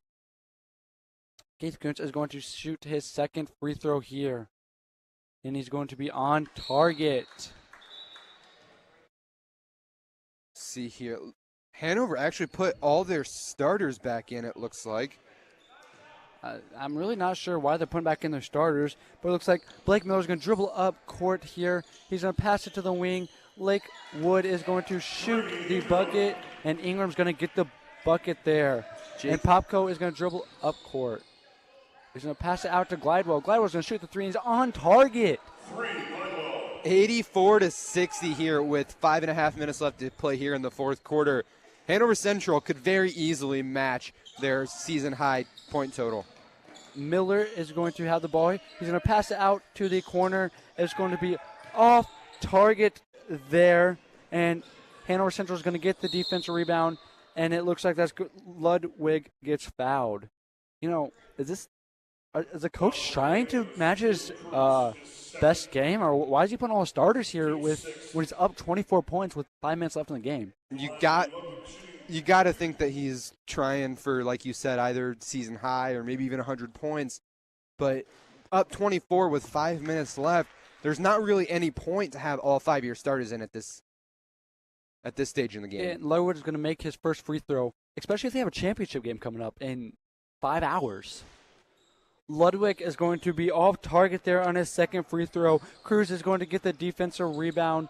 Miller is going to dribble up court. He's going to pass it to Ingram. Ingram's kind of just slowing the pace down here. He's going to find Cruz there, and it's going to get stolen there but Lakewood Park is able to steal the ball back. Ingram with the fancy footwork, but he's off target. And then Lakewood, Hanover's going to get the defensive steal. Popko tries to shoot the shot, but he's off target there. And it looks like we're going to have a blocking foul there on Popko. Popko's really just got to hit that wide open layup. And, that's a great point about them having another game here in about 5 or 6 hours. When you have all 5 of your starters in, you need to get them rest when they're up 25 points. And, it gives Wawasee more chance to look at what you do on offense and defense. It gives them more time to scout you. Yeah, and Lakewood is going to miss their free throw. Lucido's going to pull it to the free throw line, three-point line. He's going to miss the shot. Defensive rebound is going to go to Harmon for Lakewood. He's going to pass it to Ingram. Ingram searching. 85-60 with 4.5 minutes left in the fourth quarter. Hanover lead. Ingram has the ball there at the wing. He's going to drive in. He's going to kick it out to the corner, and the bucket is going to be made there by Cruz. 85-63 with 4:08 left here to play in this fourth quarter. Hanover Central is still just driving and throwing up shots. Popko is going to make the bucket there, giving them 87 points. And it looks like the ball's going to get kicked around there, but Lakewood able to maintain possession. Tries to go down low to Ingram. Ingram's going to kick it out. He's going to shoot the shot there. And the bucket is going to be made there by Moretti. Lucido is going to pull it from the three-point line, and he's going to make the shot. That is 90 points for Hanover with 3.5 minutes left in the fourth quarter. 90-66. Let's see here. Taking a look at these top scorers here for Hanover. Number 5, Glidewell, has 26 points. Number 22, Lucido, has 13. And then number 23, Barach, has 23 points. Yeah, they really just can't slow this offense down here. But we'll be right back here with more Wawasee Boys Holiday Invitational action on 93.7 FM The Mix and CPG TV. Wawasee basketball on 93.7 FM The Mix and CPG TV is brought to you in part by Chubby's Pub and Grub in Syracuse. Before the game, burgers, wings, fries, pizza, and dinner specials. Chubby's Pub and Grub inside Wawasee Bowl on State Road 13 in Syracuse. Proudly supporting our Wawasee Warrior athletes.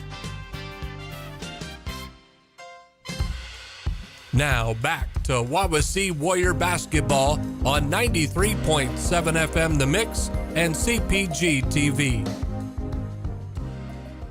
We are back here at the Hardwood TPS. Hanover leads 90-66 with 3.5 minutes left in the fourth quarter. And it looks like Hanover is still going to keep a couple of its starters in, but they're going to pull most of them out.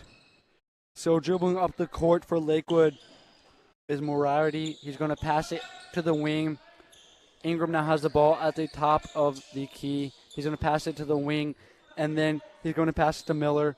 Miller's going to pass it back to Ingram. Ingram's searching here. He's going to try to go down low. He's going to find Cruz. Cruz is going to kick it out here to Ingram. Ingram's going to be off target. The defensive rebound is going to go to Dylan Kuntz. Dylan Kuntz is going to drive in. He's going to pass out to Popko. Popko's going to miss a shot there, and the defensive rebound is going to go to Lakewood. 90-66 here. Hanover leads with 2 minutes, 50 seconds left to play here in the fourth quarter. And Ingram, let's see, I think that might have been a travel. They called a jump ball on that one as Ingram was driving in, and Hanover Central got a couple hands on that, and he couldn't really do anything with that. Lakewood's going to maintain possession here. We got it. Yep, he's going to pass it up top there to Cruz. Cruz is going to miss a shot. The possession arrow is going to go to Hanover. 90-66 with 2 minutes and 45 seconds left in this game. Rostowski is going to dribble up court here for Hanover. He's going to pass it to Dylan Kuntz. Kuntz is going to pass it to Popko. Popko's going to go straight down low to a cutting Rostowski, but Rostowski misses the shot. Dylan Kuntz is going to get the defensive rebound. Rostowski's going to go back up, and he's going to get fouled there. Let's see here. Foul. See who the foul's going to be on here. Foul's going to be on number 40, Moriarty, his first. So it looks like we're going to get 2 free throws here. Rostowski's off target there. 92-66. Hanover still leads. Going to be pushing for that 100-point mark here.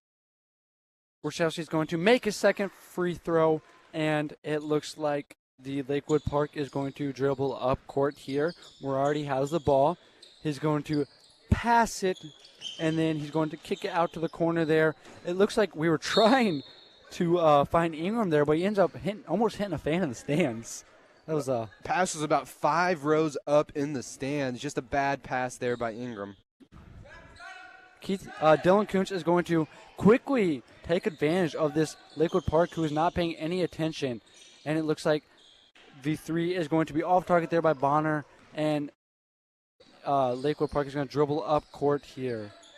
And you know, Moriarty was asking, who's got him, who's got him? He was shouting at his own teammate, trying to figure out who had Kuntz, because nobody was guarding Kuntz in the backcourt. And Moriarty is going to dribble in. He's going to kick it out to the corner, back up to the wing. Cruz now has the ball. He's going to pass it up there at the very top, up by the logo. Harmon's going to now have that. They're going to pass it down low. Back up top, Moriarty shoots a 3, and he's on target. 69-91, Hanover leads. Popko is going to dribble up court here for Hanover, and it's going to be tipped out of bounds by Lakewood. Got a pretty empty gym here for the last couple minutes of this second game. You know, I think that this gym might get a little packed, though, tonight for the 7:30 championship game. Yeah, Dylan Kuntz is going to be off target there, but the defensive rebound is going to go to Hanover Central. Kuntz has it, and he's going to pass it, and then he's going to pass it in the corner, and then it looks like the shots there off target by Bonner. It's going to be tipped out of bounds, but Hanover is going to maintain possession. And, you know, looking ahead to this championship matchup here tonight of the Basketball Holiday Invitational, this is going to be a great matchup here tonight as Hanover turns the ball over. Bad pass. Bad pass, yes. And Lakewood is going to maintain possession. 91-69, 56.6 seconds left in the fourth quarter. We really look for both teams kind of just to slow the ball down.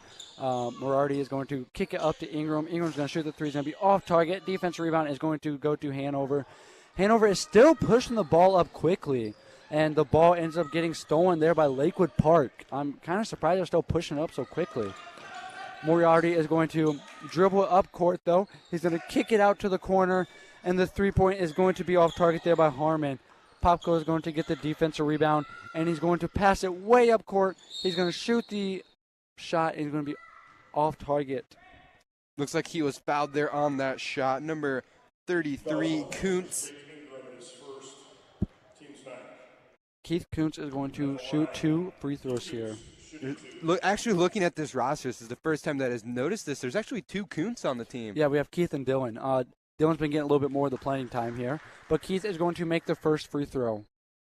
92-69 here with 22.7 left to play here in the fourth quarter. And Keith Kuntz is going to be off target there with his second free throw, and it looks like Lakewood is going to just kind of slow this ball game down. And Ingram now has it. He's really not looking to score here. He's just kind of looking to set up a play and just kind of get a little something going with 5 seconds left in this game. And Moriarty's going to jack up the shot. He's going to be off target. Defensive rebound is going to go to Hanover. 92-69. Hanover wins this ball game. Big win here for Hanover. 92-69. Lakewood Park is going to be in the third place game here tonight at 6 o'clock. They'll be taking on Garrett. But the matchup of the night is going to be Hanover Central and Wawasee here tonight, directly following that 6 o'clock game. You know, that actually might be an interesting matchup. I could see some very high points being scored there. As we talked about, the 2 star players here for Hanover is going to go to Glidewell and Barach. Barach shot absolutely fantastic from the 3. Glidewell had wide open shots. He was able just to get easy buckets there. And those are my 2 players of the game for Hanover Central. What about you for Lakewood? For Lakewood, the two players are Dylan Miller and Bontrager. Both Bontrager, just a freshman here. Both of those guys played very well down low in the post. Obviously not the type of night that you're looking for on the scoreboard, but you can't be trading twos for threes. If you're going to be scoring twos and the other team's just going to be scoring threes, you're going to lose almost every time. These guys played very well. They just couldn't get any threes to fall. Yeah, it's really not something to hang your head up. 69 points in almost any other situation would win a high school basketball game. That's a lot of points here, and if they just would have fixed the turnovers. And we'll be right back here with more Wawasee Basketball Holiday Invitational action on 93.7 FM The Mix and CPG TV. Wawasee Warrior Basketball on 93.7 FM The Mix and CPG TV is brought to you in part by Lake City Bank, serving Indiana with 49 offices. We are proud to support all of our Wawasee Warrior teams. Find an office online at lakecitybank.com. Wawasee Warrior Basketball on 93.7 FM The Mix and CPG TV is brought to you today by State Farm Insurance agent Dan Buckman behind Syracuse Glass. Like a good neighbor, State Farm is there. Online at danforinsurance.com. Go Warriors! Wawasee Warrior Basketball on 93.7 FM The Mix and CPG TV is brought to you in part by Syracuse Glass, offering custom frame mirrors, shower enclosures, residential and commercial window glass, custom glass for furniture, and auto glass repair and replacement for over 25 years. Syracuse Glass next to Burger King on State Road 13, 574-457-5516. Wawasee Warrior Basketball on 93.7 FM The Mix and CPG TV is brought to you in part by Pizza King in North Webster and Syracuse, offering pizza, subs, pasta, salads, and more with delivery service. Pizza King in North Webster, 834-2565, and Syracuse, 457-5446, or online at pizza-king.com. Wawasee Warrior Basketball on 93.7 FM The Mix and CPG TV is brought to you in part by Northern Lakes Realty in Syracuse, a full-service team helping clients buy and sell homes as well as assisting with leasing opportunities. Northern Lakes Realty is a proud supporter of Wawasee Athletics, located across from Pickwick Theater in Uptown Syracuse, 574-457-2880 or online at nlrealtyllc.com. Now back to Wawasee Warrior Basketball on 93.7 FM The Mix and CPG TV.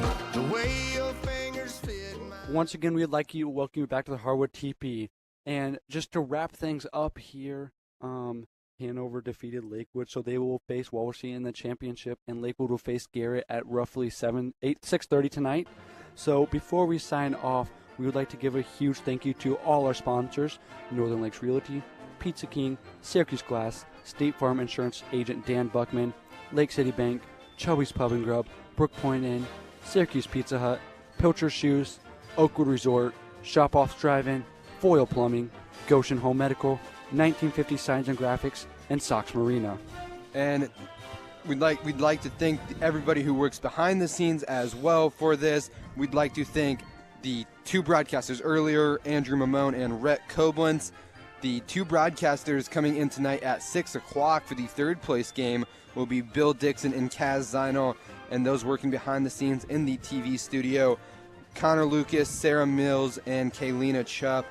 And, Braxton, this 7:30 game, I'm actually pretty excited for this game because it'll be a great game here tonight at the Hardwood TP. I encourage everyone to come out if you can see this live. If not, Rhett and Andrew would do a fantastic job on the radio once again. They definitely will do a fantastic job. If you're going to come out, you're going to be in for a treat for a great offensive game from each of these teams. So once again, we'd like to thank you for tuning in. And I would just like to thank Mr. Van Loo and Mr. Huffman for giving us this opportunity to be able to bring back some of the old people to help out the newbies, as in Rhett, Andrew, and Mason. So thank you for tuning in tonight, and we look forward to tuning in tonight at 6:30 for our consolation game. Have a